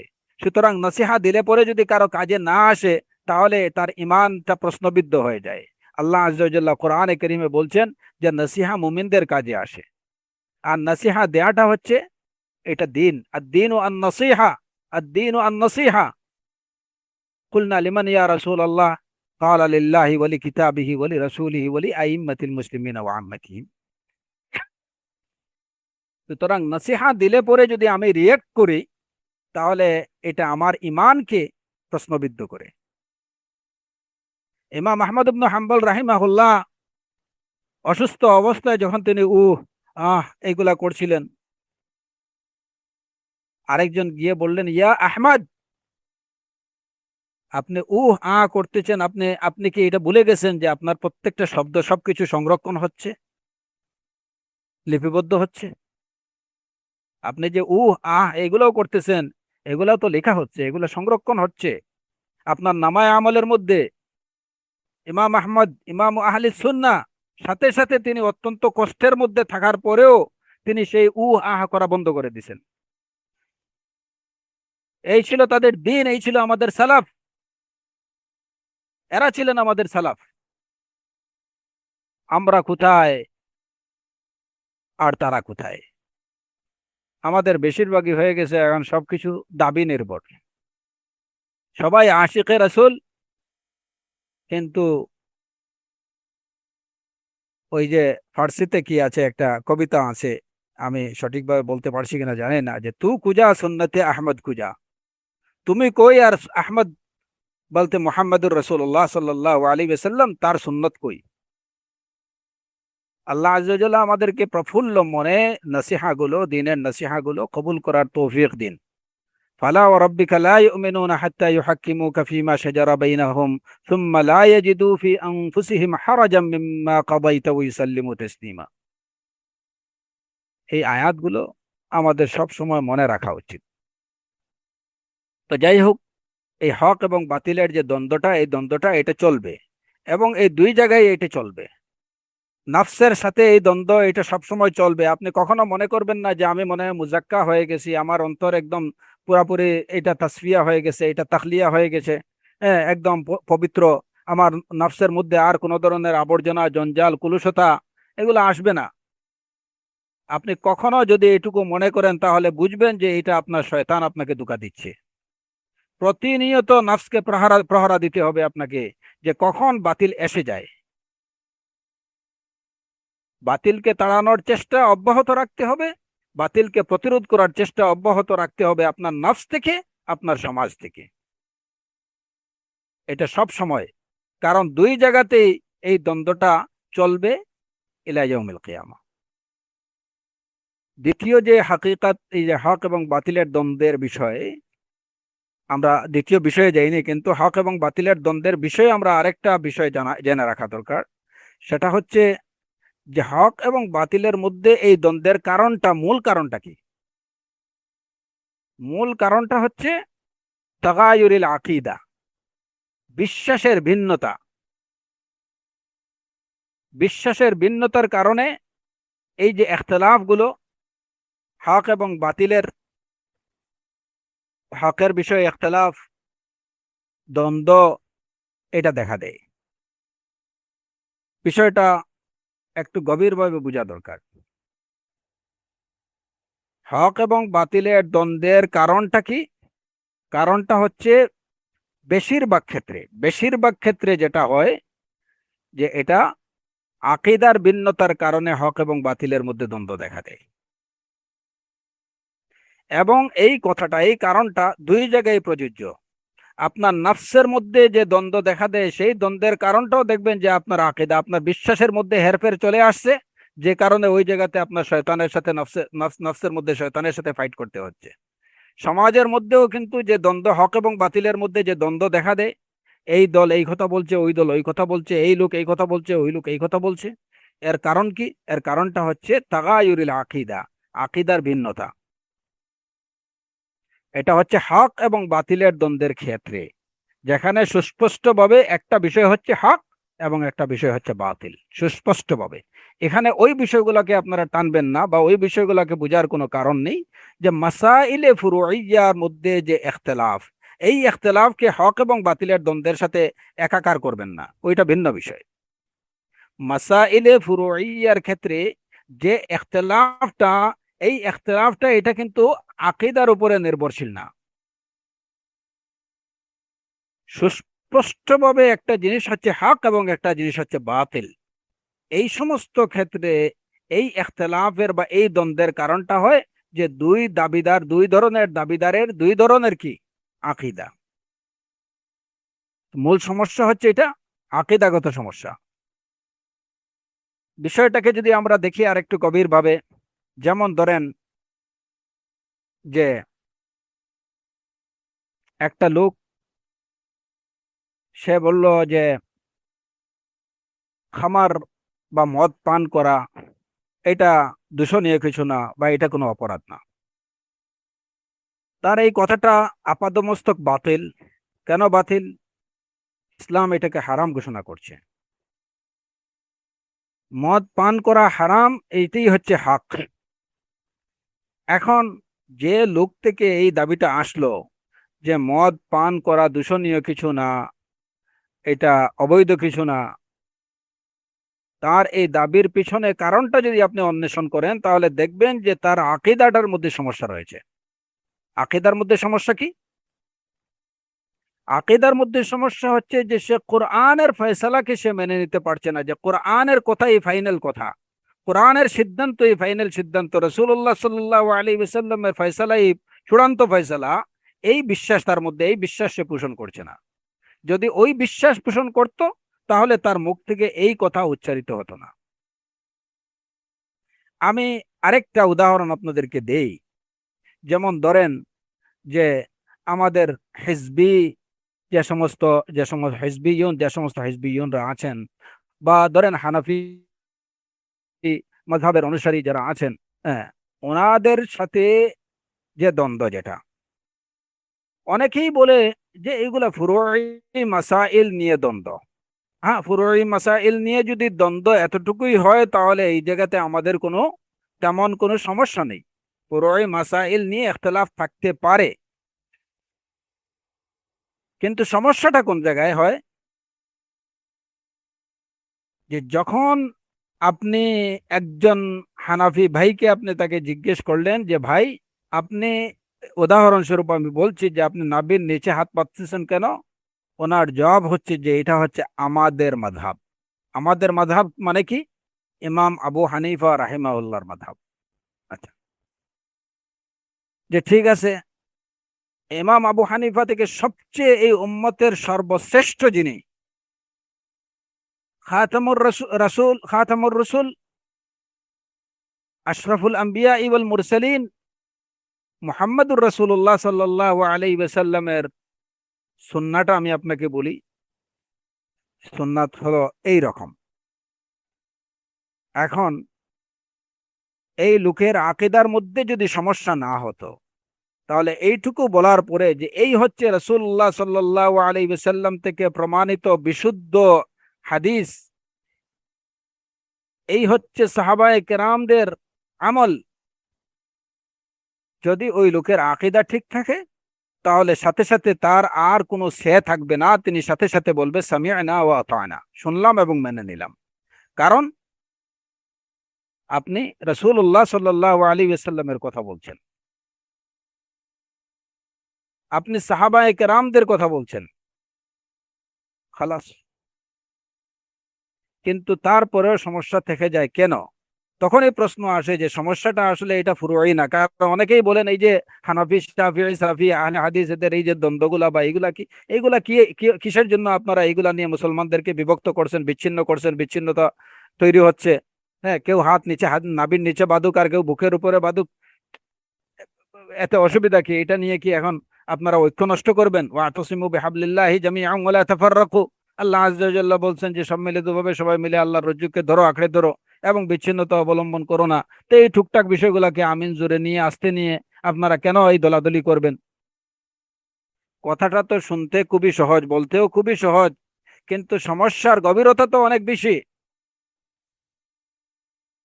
আপনাকে যখন আমি জিজ্ঞেস করলাম যে ভাই আপনি আমিন কেন কেন আসতে বলছেন, যে এটা হচ্ছে আমার মাযহাব। আমাকে যখন জিজ্ঞেস করছেন কেন জোরে বলছেন, আমি বলছি এটা আমার রাসূল সাল্লাল্লাহু আলাইহি ওয়াসাল্লামের সুন্নাহ, এই হচ্ছে হাদিস। এখন যদি এক ব্যক্তি, যদি কোনো হানাফি ভাই, সে তার এই প্রশ্নের জবাবে সে যদি বলতো যে ভাই আমি আমিন আসতে বলছি এই কারণে যে এই বিষয়ে রাসূলুল্লাহ সাল্লাল্লাহু আলাইহি ওয়াসাল্লাম থেকে এরকম একটা হাদিস বর্ণিত আছে, সেই কারণেই আমি আসতে বলছি, এবং আমি তাকে বলছি যে আমিও রাসূলুল্লাহ সাল্লাল্লাহু আলাইহি ওয়াসাল্লাম থেকে একটা হাদিস পেয়েছি বিশুদ্ধ, গ্রহণযোগ্য, যে কারণে আমি জুড়ে বলছি। তাহলে এই রকম দ্বন্দ্ব, এই দ্বন্দ্বটা কিন্তু হক এবং বাতিলের দ্বন্দ্ব না, এটাকে বলা হয় ফুরুই ইখতিলাফ। কিন্তু যখন ওই একই বিষয় আমি বলছি কালা রাসূলুল্লাহ সাল্লাল্লাহু আলাইহি ওয়াসাল্লাম, এবং অন্য সেই ব্যক্তি বলতেছে কাল আল ইমাম আবু হানিফা ও কাল আল ইমাম আহমদ ইবনে হাম্বল, সমস্যাটা ওই জায়গায় তখন বোঝা গেল যে প্রবলেমটা হচ্ছে আকীদার প্রবলেম, বিশ্বাসের প্রবলেম। সে মনে করছে যে তার ইমামের কথা, সে মনে করছে তার ইমামের কথা আমার রাসূল সাল্লাল্লাহু আলাইহি ওয়াসাল্লামের কথা থেকে আরো বেশি গুরুত্বপূর্ণ, এবং তার ইমামের কথার সামনে আমার আমার রাসূল সাল্লাল্লাহু আলাইহি ওয়াসাল্লামের কথা এটা গ্রহণযোগ্য না। তাহলে সমস্যাটা কোন জায়গায়? সমস্যাটা চলে গেল আকীদায়। সুতরাং ইখতিলাফ, এই যে এই হক এবং বাতিলের দ্বন্দ্বের পিছনে মূল কারণ হচ্ছে তাগায়ুরুল আকীদা, আকীদার ভিন্নতা, বিশ্বাসের ভিন্নতা। নতুবা যদি সে লোকও, তারও যদি দাবি থাকে যে এটা রাসূল সাল্লাল্লাহু আলাইহি ওয়াসাল্লাম থেকে বর্ণিত একটা হাদিসের কারণে আমি এটার উপরে আমল করছি, আমিও বলছি যে রাসূল সাল্লাল্লাহু আলাইহি ওয়াসাল্লাম থেকে বর্ণিত হাদিসের উপরে আমি আমল করছি, তাহলে এটা হচ্ছে আমাদের ইখতিলাফ। তখন তার সাথে আপনার একটা কনভারসেশন বা একটা আলোচনার পথ উন্মুক্ত থাকে। আপনি তখন যে কি ঠিক আছে ভাই, আপনার কাছেও হাদিস, আমার কাছেও রাসূল সাল্লাল্লাহু আলাইহি ওয়াসাল্লামের হাদিস, আমরা দুইজন বসে দেখে নেই যে কোনটা মানে অথেন্টিক কিংবা কোনটা বিশুদ্ধ। যেটা বিশুদ্ধ ওইটা মেনে নেব। এই বিষয়টা তার জন্য ইজি হয়ে যায়, আমার জন্য ইজি হয়ে যায়। কিন্তু একদিকে হচ্ছে তার শায়খের কথা, তার ইমামের কথা, আর আমি বলছি কালা রাসূলুল্লাহ সাল্লাল্লাহু আলাইহি ওয়াসাল্লাম, আমি বলছি কাল আল্লাহ কাল রাসূলুল্লাহ, আর সে বলছে কাল আল ইমামুল ফুলানি ও কাল আল শেখুল ফুলানি। এই জন্য শেখ রাবি হাফিজাহুল্লাহ অত্যন্ত চমৎকার একটা কথা বলছেন যে সুফিবাদীরা তাদের মাশায়েখদের বিষয়ে যে যে গুলুগুলা করে থাকে, সেই গুলুগুলোর মধ্যে অন্যতম একটা গুলু হচ্ছে যে তারা তাদের শায়েখদের কথাদেরকে মনে করে যে এটা মিসলাল ওয়াহি, এটা ওয়াহির মতো, যেমন এটা নাজিল হয়েছে আল্লাহর পক্ষ থেকে, এটা কোনো পরিবর্তন করা যাবে না। ফুলান শেখ বলছেন তো বলছেনই, বাস খালাস। আর বাকি দুনিয়ার সব মাশায়েখ যদি অন্য কথা বলেন, এটা লা ইউবালি বিযালিক, কাআন্না কওলা শাইখিহি, কাআন্না কওলা শাইখিহি আল ওয়াহী মিন আল্লাহ। এটাই হচ্ছে গুলু, এইগুলোই হচ্ছে তাতাররুফ। শেখ হাফিজাহুল্লাহ এই যে কথাটা, যে সুফিবাদীরা তাদের মাশায়েখদের কথাকে ওয়াহী মনে করে যে না, এটা কোনোভাবে পরিবর্তন করা যাবে না, তিনি বলছেন তো বলছেনই, এটা ফুলান ইমামের কথা। আপনি আমার সামনে আর যত দুনিয়ার সবকিছু কোরআন সুন্নাহ যাই আনেন, আমি ওইগুলোর দিকে তাকাবো না। কারণ এটা আমার শায়েখের কথা, এটা আমার পীর সাহেবের কথা, এটা আমার বুজুর্গের কথা, এটা আমার ইমামের কথা। তাহলে এই যে দাবি বা এই কথাগুলো, এগুলা কি আকীদা সম্পর্কিত না। হক এবং বাতিলের যে দ্বন্দ্বটা, এই দ্বন্দ্বটা মূলত হয় আকীদার ভিন্নতার কারণে। এই বিষয়টা আমাদের মনে রাখতে হবে। হক এবং এই বাতিলের দ্বন্দ্বে মানুষ 3 ভাগে বিভক্ত হয়। সেই বিষয়টা নিয়ে ইনশাআল্লাহ হয়তো আমরা পরে কথা বলবো। এখন সুবহানাল্লাহ, আমাদের দ্বিতীয় বিষয়টাতে আমরা যাচ্ছি।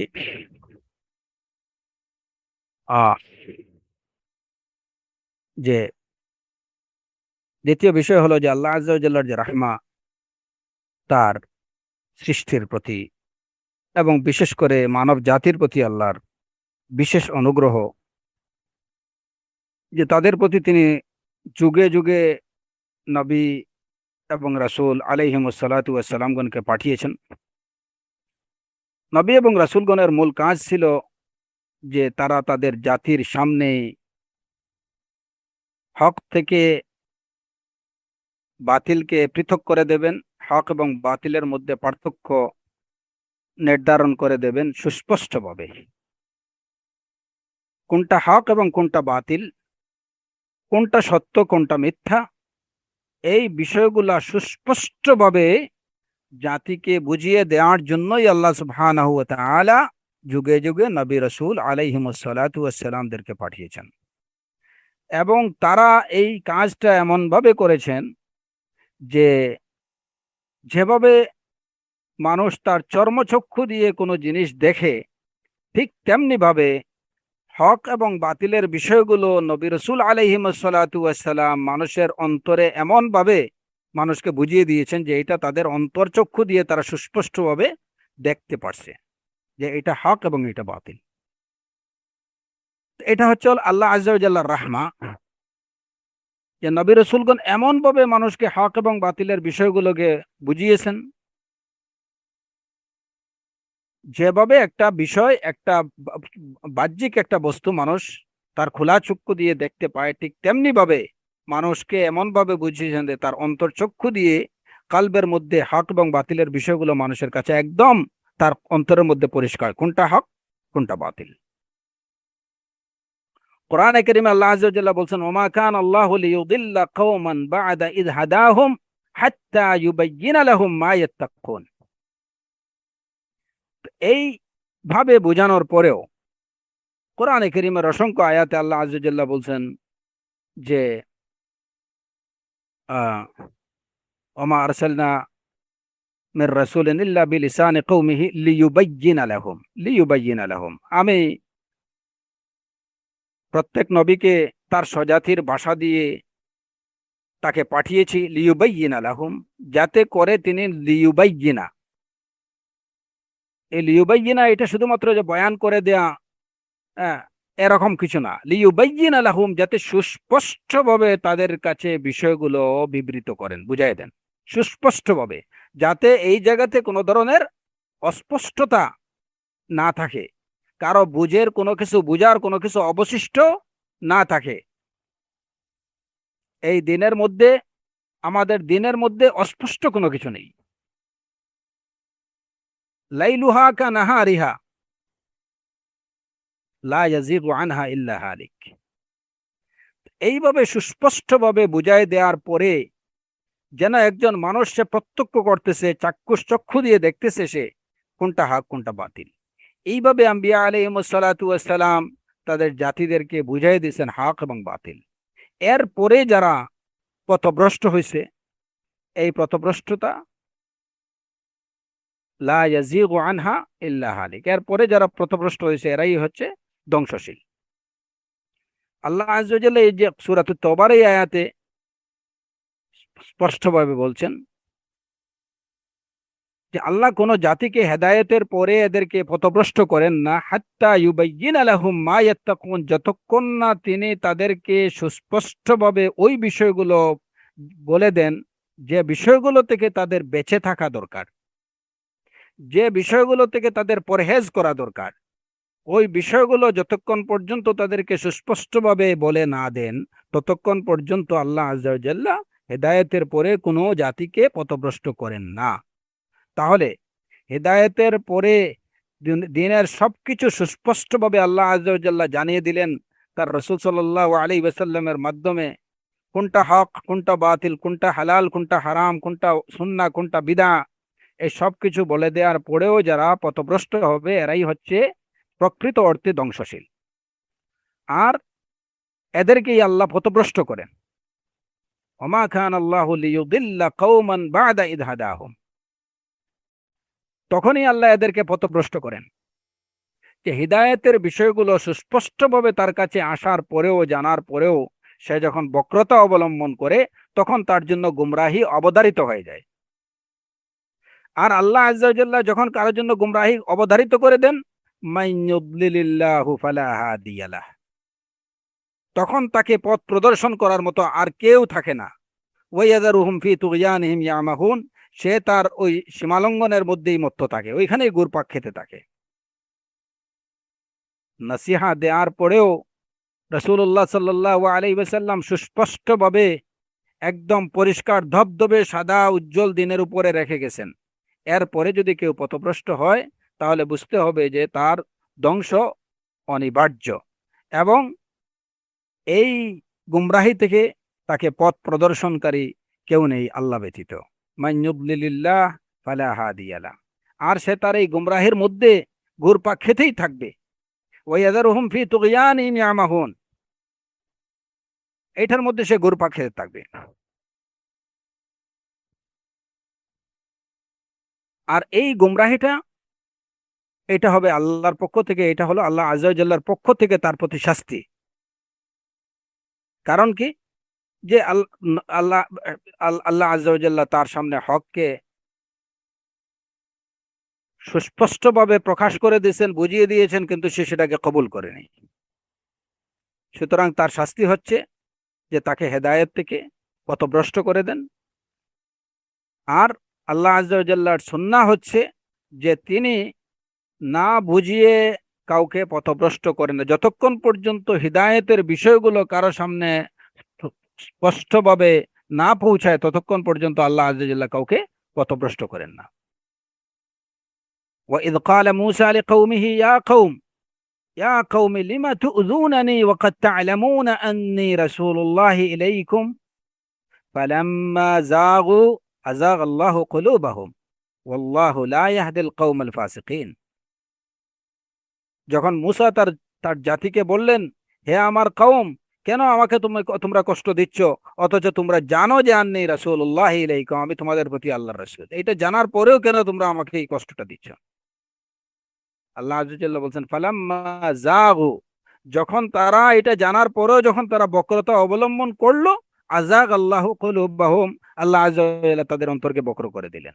ওই যে হক পাওয়ার পরেও সেটাকে কবুল যদি কেউ না করে তাহলে বক্রতা এবং পথভ্রষ্টতা তার জন্য অবধারিত। ফালাম্মা যাগু আযাগ আল্লাহু কুলুবাহুম ওয়াল্লাহু লা ইয়াহদিল কওমাল ফাসিকিন, আল্লাহ পাপাচারী জাতিকে কখনো হেদায়েত দেন না। তো রাসূল আলাইহিমুসসালাতু ওয়াসসালাম, এটা হচ্ছে আল্লাহ আযজা ওয়া জাল্লার একটা অশেষ এবং বিশেষ রাহমা যে তিনি প্রথমে মানব জাতিকে হক সুস্পষ্টভাবে তাদের সামনে পেশ করেন, তাদেরকে বুঝাই দেওয়ার ব্যবস্থা করেন যে এটা হক, এটা বাতিল। এটুকু জানার পরেও যখন কেউ হককে জানার পরেও যখন কবুল করবে না, এটাকে গ্রহণ করবে না, সে বক্রতা অবলম্বন করবে, তখন আল্লাহ আযজা ওয়া জাল্লা তার জন্য পথভ্রষ্টতা অবধারিত করে দেন এবং তার ধ্বংস অনিবার্য হয়ে দাঁড়ায়। কাফিররা রাসূলুল্লাহ সাল্লাল্লাহু আলাইহি ওয়াসাল্লামের বক্তব্য তারা যে শুনতো না এরকম না, তারা রাসূল সাল্লাল্লাহু আলাইহি ওয়াসাল্লামের বক্তব্য শুনতো, কিন্তু ওই যে অন্তরে জানা সত্ত্বেও, বুঝা সত্ত্বেও, ইয়ারিফুনাহু কামা ইয়ারিফুনা আবনাহুম, তারা রাসূল সাল্লাল্লাহু আলাইহি ওয়াসাল্লামকে ওইভাবে চিনতো যেভাবে নিজের সন্তানদেরকে তারা চিনে। কিন্তু এতৎ সত্ত্বেও তারা রাসূল সাল্লাল্লাহু আলাইহি ওয়াসাল্লামের দাওয়াকে কবুল করেনি। কোরআনের কথাগুলো তারা শুনতো, কিন্তু সেগুলো তারা গ্রহণ করতো না, কবুল করতো না। ওয়ামিনহুম মান ইস্তামিউ ইলাইক হাত্তা ইযা খারাজু মিন ইনদিক ক্বালু লিল্লাযীনা উতুল ইলম মাযা ক্বালা আনিফা উলাইকা আল্লাযীনা তাবাআ আল্লাহু আলা কুলুবিহিম ওয়াত্তাবাউ আহওয়াআহুম ওয়াল্লাযীনা ইহতাদাউ যাদাহুম হুদান ওয়া আতাহুম তাকওয়াহুম। তাদের মধ্যে এই মুশরিকিনদের কথা আল্লাহ আযজা ওয়াজাল বলছেন যে তাদের মধ্যে অনেকে আপনার কথার প্রতি কান পাতায়, কান পেতে শুনে ইস্তামিউ ইলাইক, কিন্তু যখন আপনার নিকট থেকে বের হয়, হাত্তা ইযা খারাজু মিন ইনদিক ক্বালু লিল্লাযিনা উতুল ইলম মাযা ক্বালা আনিফা, তখন যারা ইলমদারি আহলুল ইলম তাদেরকে জিজ্ঞেস করে মুহাম্মদ এখন কি বললেন, এতক্ষণ তিনি কি বললেন, মাযা ক্বালা আনিফা, এইমাত্র তিনি কি বললেন, মানে যেন তারা কিছুই শুনেনি। আল্লাহ আযজা ওয়া জাল্লা এদের সম্পর্কে বলছেন, উলাইকাল্লাযিনা তাবা আল্লাহু আলা কুলুবিহিম, এরা হচ্ছে সেই সমস্ত লোক যাদের অন্তরে আল্লাহ মোহর এঁটে দিয়েছেন। ওয়াত্তাবাউ আহওয়াহুম, এবং তারা হলো সেই সমস্ত লোক যারা তাদের হাওয়ার, যারা তাদের ডিজায়ারের কুপ্রবৃত্তির অনুসরণ করেছে।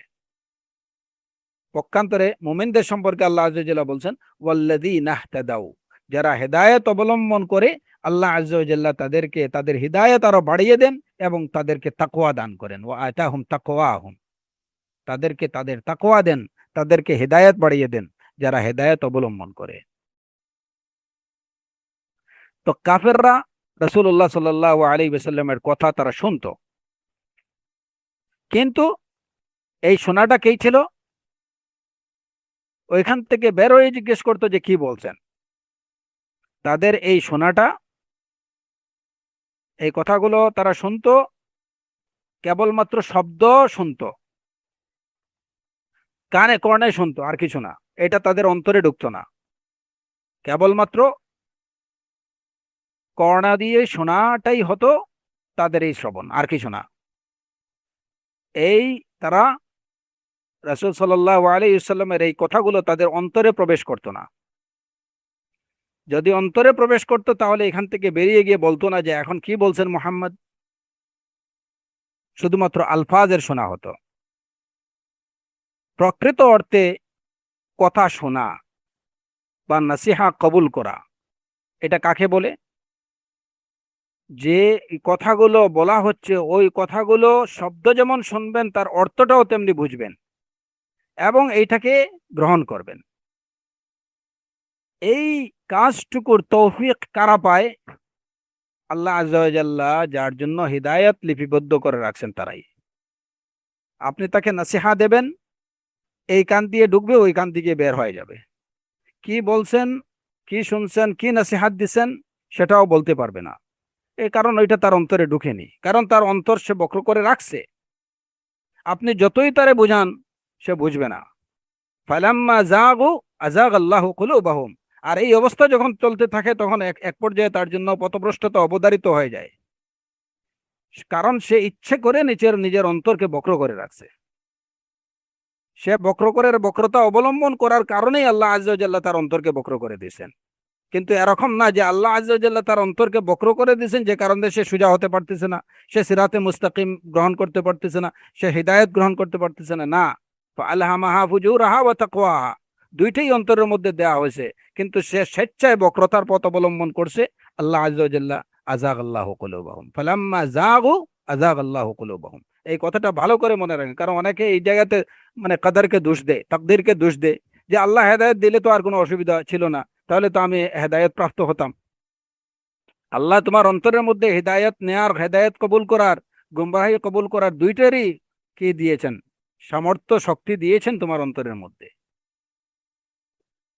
ইম্মা শাকিরান ওয়া ইম্মা কাফুরা, এখন তোমার সামনে হক যেটা, হিদায়েতের পথ তোমার সামনে সুস্পষ্টভাবে তুলে দিয়েছেন, তোমাকে হক ভালো করে বুঝিয়ে দিয়েছেন তার নবী রাসূল আলাইহিস সালাতু ওয়াস সালামের মাধ্যমে। কিন্তু এরপরেও যদি তুমি সেটাকে কবুল না করো, তাহলে তো তুমি ইচ্ছা করে এই বক্রতার পথ অবলম্বন করলা। সুতরাং যখন তুমি নিজে বক্রতার পথ অবলম্বন করতে করছো, আল্লাহ আযজা ওয়া জাল্লা তোমাকে ওই পথে নিয়ে যাচ্ছেন। আযাগাল্লাহু কুলুবাহুম। এর জন্য প্রকৃত অর্থে সীমা শোনা,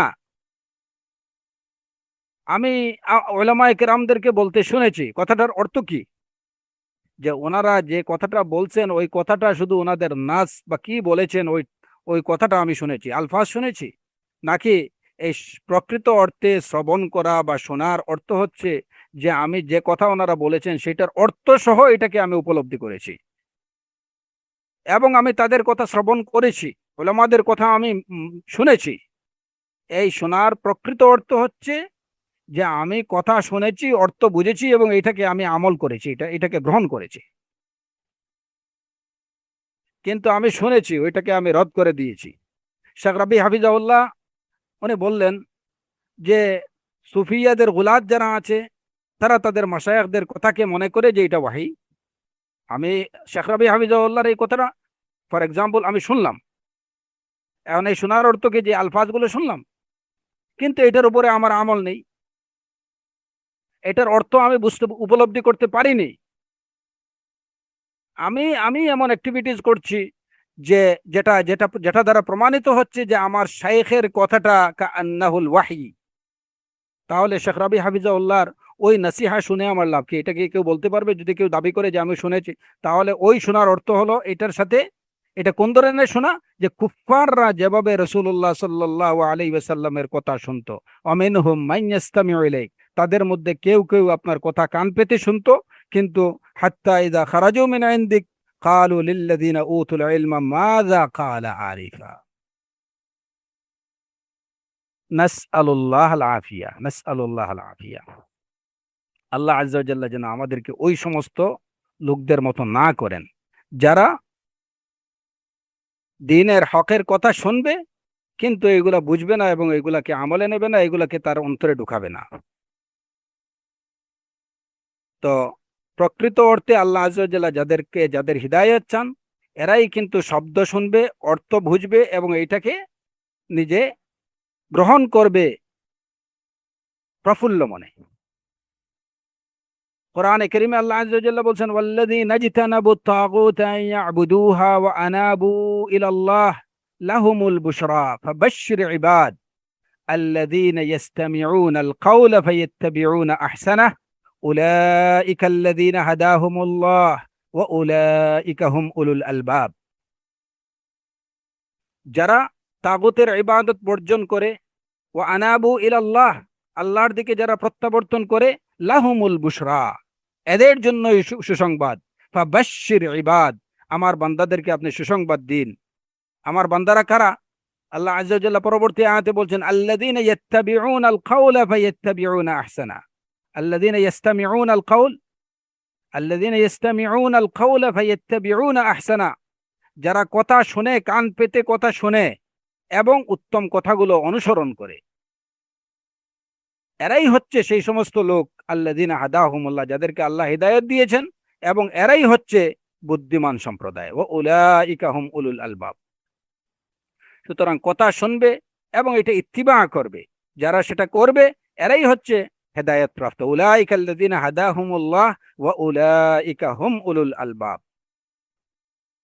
কিন্তু কথা শুনবে, ওইটাকে আমল করবে না, এটাকে তার অন্তরে গ্রহণ করবে না, এই এই চরিত্র হচ্ছে কাদের? কুফফারদের, মুশরিকিনদের, মুনাফিকুনদের। শেখ রাবি হাফিজাহুল্লাহ যেমন উদাহরণস্বরূপ আমি বলছি, উনি অত্যন্ত স্পষ্টভাবে বললেন, ইবতাইদু আনিল আহকাদি ওয়াদ দাগাইন ওয়া ইল্লা ওয়াল্লাহি সাতুমিতুনা হাদিহি দাওয়া। তোমরা এসব হিংসা বিদ্বেষ থেকে দূরে থাকো, নতুবা আল্লাহর শপথ ওয়াল্লাহি তোমরা এই দাওয়াতকে মেরে ফেলবে। এই হচ্ছে শেখ রাবি হাফিজাহুল্লাহর নসিহা। ইবতাইদু আনিল আহকাদি ওয়াদ দাগাইন ওয়া ইল্লা ওয়াল্লাহি সাতুমিতুনা হাদিহি দাওয়া। এখন আমি শেখ রাবি হাফিজাহুল্লাহর ওনার কথা আমি শুনি, ওনার কথা আমি পালন করি, তা আমি যদি শুধুমাত্র এই দাবি করি, কিন্তু আমার মধ্যে হিংসা বিদ্বেষ সবকিছুই আমার আছে, তাহলে এইটা কি শেখ রাবি হাফিজাহুল্লাহর কথা শোনা হলো? অত্যন্ত ভয়ঙ্কর একটা সংকেত। এবং এই যে কথাটা শেখ রাবি হাফিজাহুল্লাহর এই নসিহাতে যদি আমরা একটু গভীরভাবে দেখি, উনি কি বলছেন? ওয়া ইল্লা ওয়াল্লাহি সাতুমিতুনা হাদিহি দাওয়া, যদি তোমরা হিংসা বিদ্বেষ পরিত্যাগ না করো, তাহলে আল্লাহি তোমরা এই দাওয়াতকে তোমরা মেরে ফেলবে। আমরা আজকে যে চিত্রগুলা দেখতে পারছি বিভিন্ন দেশে, আমাদের দেশ সহ বিভিন্ন দেশের দাওয়াতের যে চিত্রগুলো দেখতে পারছি, যে ইখওয়ানদের মধ্যে নিজেদের মধ্যে হিংসা বিদ্বেষের কারণে এই দাওয়াটাকে তারা জীবন্ত কবর দিতে যাচ্ছে। যে দাওয়াটা সদ্য মাত্র মাথা ছাড়া মানে মাথা উঁচু করে দাঁড়ানোর সময়টা আসছে, ঠিক ওই মুহূর্তে এরা যে সমস্ত কাজ শুরু করছে, ওয়াল্লাহি সাতুমিতুনা হাদিহিদ দাওয়া, যারা এই সমস্ত কাজ করছে সাইয়ুমিতুনা হাদিহিদ দাওয়া, এরা এই দাওয়াকে জীবন্ত কবর দিতে যাচ্ছে। এবং ইয়াউমাল কিয়ামা আল্লাহ আযজা ওয়া জাল্লার সামনে অবশ্যই তাদেরকে হিসাব দিতে হবে। যারা এই দাওয়ার ক্ষতি করতেছে, যারা এই দাওয়াতকে গলা টিপে মারার চেষ্টা করতেছে, যারা নিজেদের হেদ এবং হাসাদ এবং বাগদা এবং শাহনা নিয়ে কাজ করতেছে,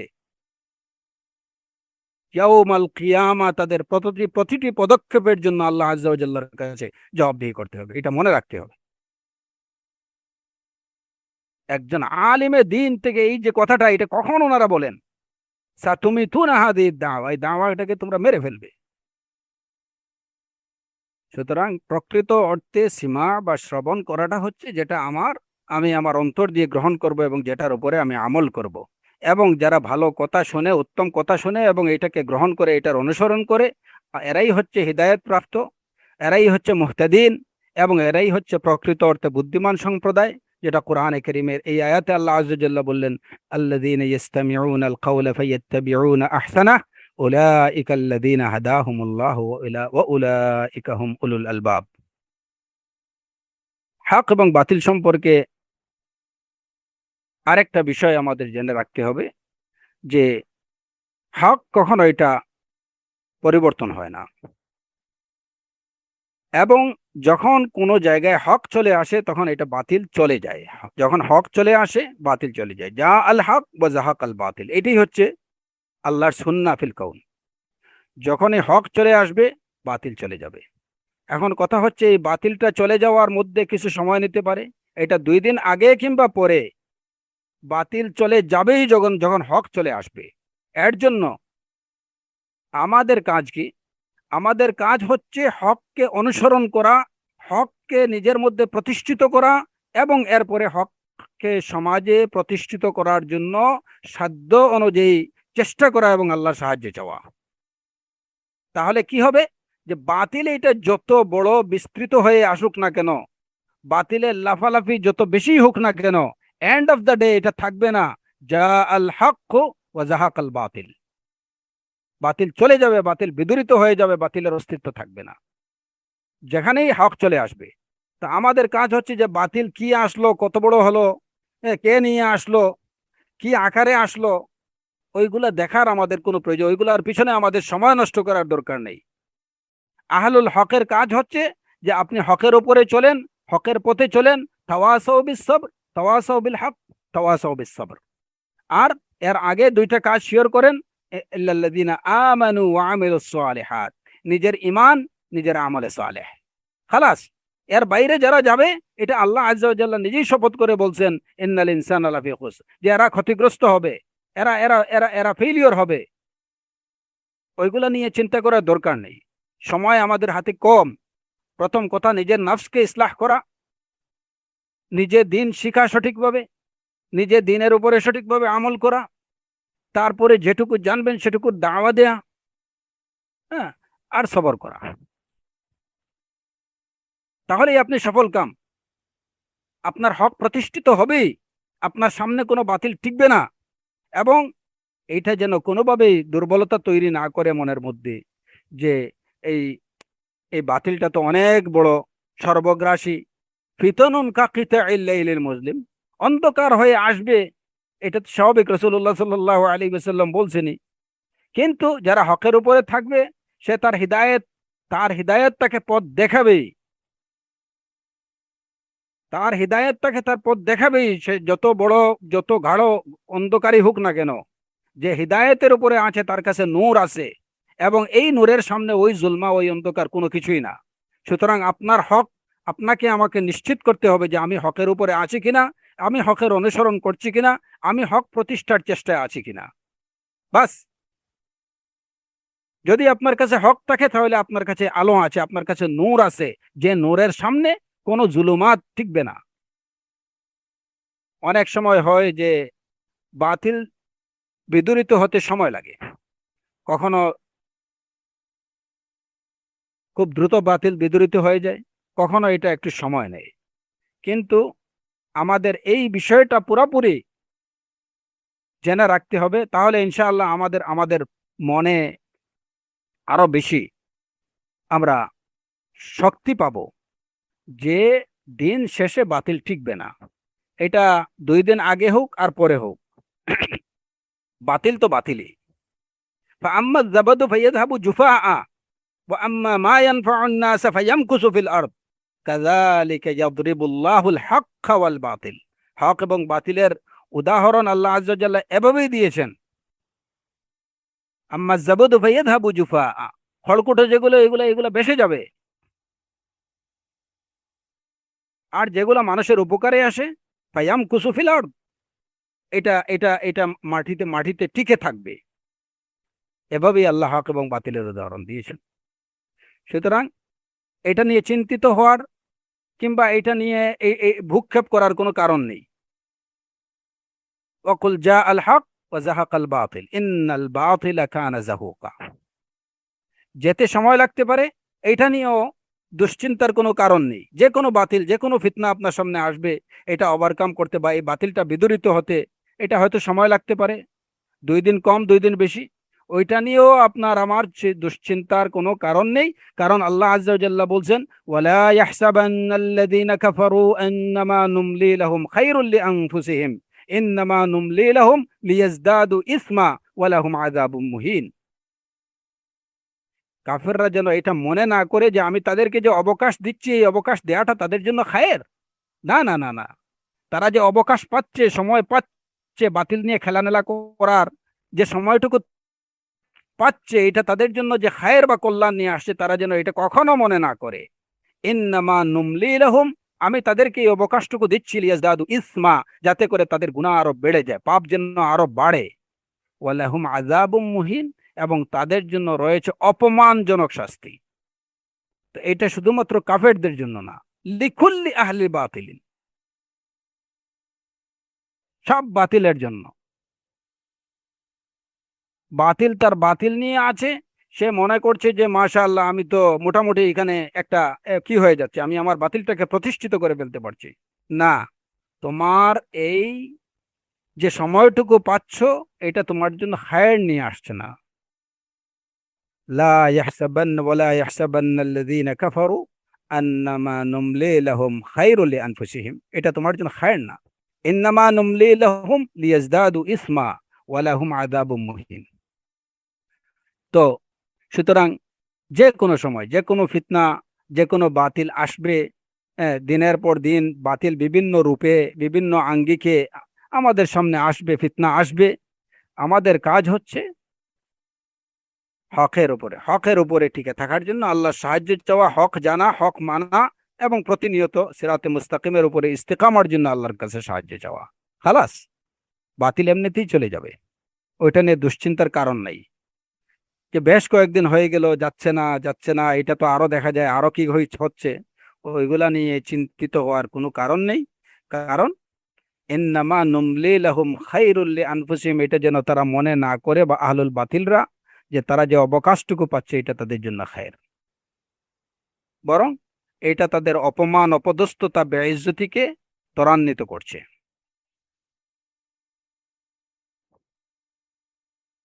আমি আজকের আলোচনা এখানেই শেষ করতে চাচ্ছি, আলোচনা অনেক লম্বা হয়ে গেছে। যদিও আমার টার্গেট ছিল যে আরো দুই একটা বিষয় ইনশাল্লাহ আলোচনা করব, আল্লাহ আযজা ওয়া জাল্লা যদি তৌফিক দেন। আমার ইচ্ছা ছিল যে হক এবং বাতিলের এই যে বিষয়টা, এটা আজকে শেষ করব, কিন্তু আমার ইচ্ছে তো হবে না, আল্লাহ আযজা ওয়া জাল্লার ইচ্ছা যেটা সেটাই প্রতিফলিত হবে। সুতরাং আল্লাহ আযজা ওয়া জাল্লা যদি আমাদের তৌফিক দেন, পরবর্তী সেশনে আমরা অবশিষ্ট যে বিষয়গুলো, এই আরো কিছু বিষয় নিয়ে আলোচনা করব, এবং আজকের আলোচনা এখানে শেষ করছি। আমি আল্লাহ আযজা ওয়া জাল্লার কাছে প্রার্থনা করছি, তিনি যেন আমাদেরকে হককে হক হিসাবে দেখার তৌফিক দেন, এবং হককে হক হিসাবে মানার তৌফিক দেন, বাতিলকে বাতিল হিসাবে দেখার এবং সেটা থেকে বেঁচে থাকার তৌফিক দিন। আল্লাহ আযজা ওয়া জাল্লা আমাদেরকে যেন তার নিজ রহমত এবং দয়াগুণে যেন তিনি আমাদেরকে আমাদের দিনের মধ্যে সব ধরনের ফিতনা থেকে আমাদেরকে হেফাজত করেন। ولا تجعل مصيبتنا في ديننا يا رب لا تجعل مصيبتنا في ديننا يا رب لا تجعل مصيبتنا في ديننا ولا تجعل الدنيا أكبر همنا ولا مبلغ علمنا আল্লাহ আজ্জা ওয়া জাল্লা আমাদেরকে আমাদের দ্বীনের মধ্যে যে কোনো রকম ফিতনা থেকে আমাদেরকে হেফাজত করুন। দুনিয়া যেন আমাদের উদ্দেশ্য না হয় এবং কোনো অবস্থাতেই যেন আমরা আমাদের দিনকে দুনিয়া দিয়ে বিক্রি না করি। আমাদের দিনকে যেন আমরা দুনিয়া দিয়ে বিক্রি না করি। আল্লাহ আজ্জা ওয়া জাল্লা আমাদেরকে সবাইকে হেফাজত করুন, দিনের উপরে ইস্তেকামা থাকার, সহিহ আকীদা এবং সহিহ মানহাজের উপরে ইস্তেকামা থাকার তৌফিক দান করুন। ওয়া আখিরু দাওয়ানা আনিল হামদুলিল্লাহি রাব্বিল আলামিন ওয়া সাল্লাল্লাহু ওয়া সাল্লামা আলা নাবিয়্যিনা মুহাম্মদ ওয়া আলা আলিহি ওয়া সাহবিহি আজমাইন।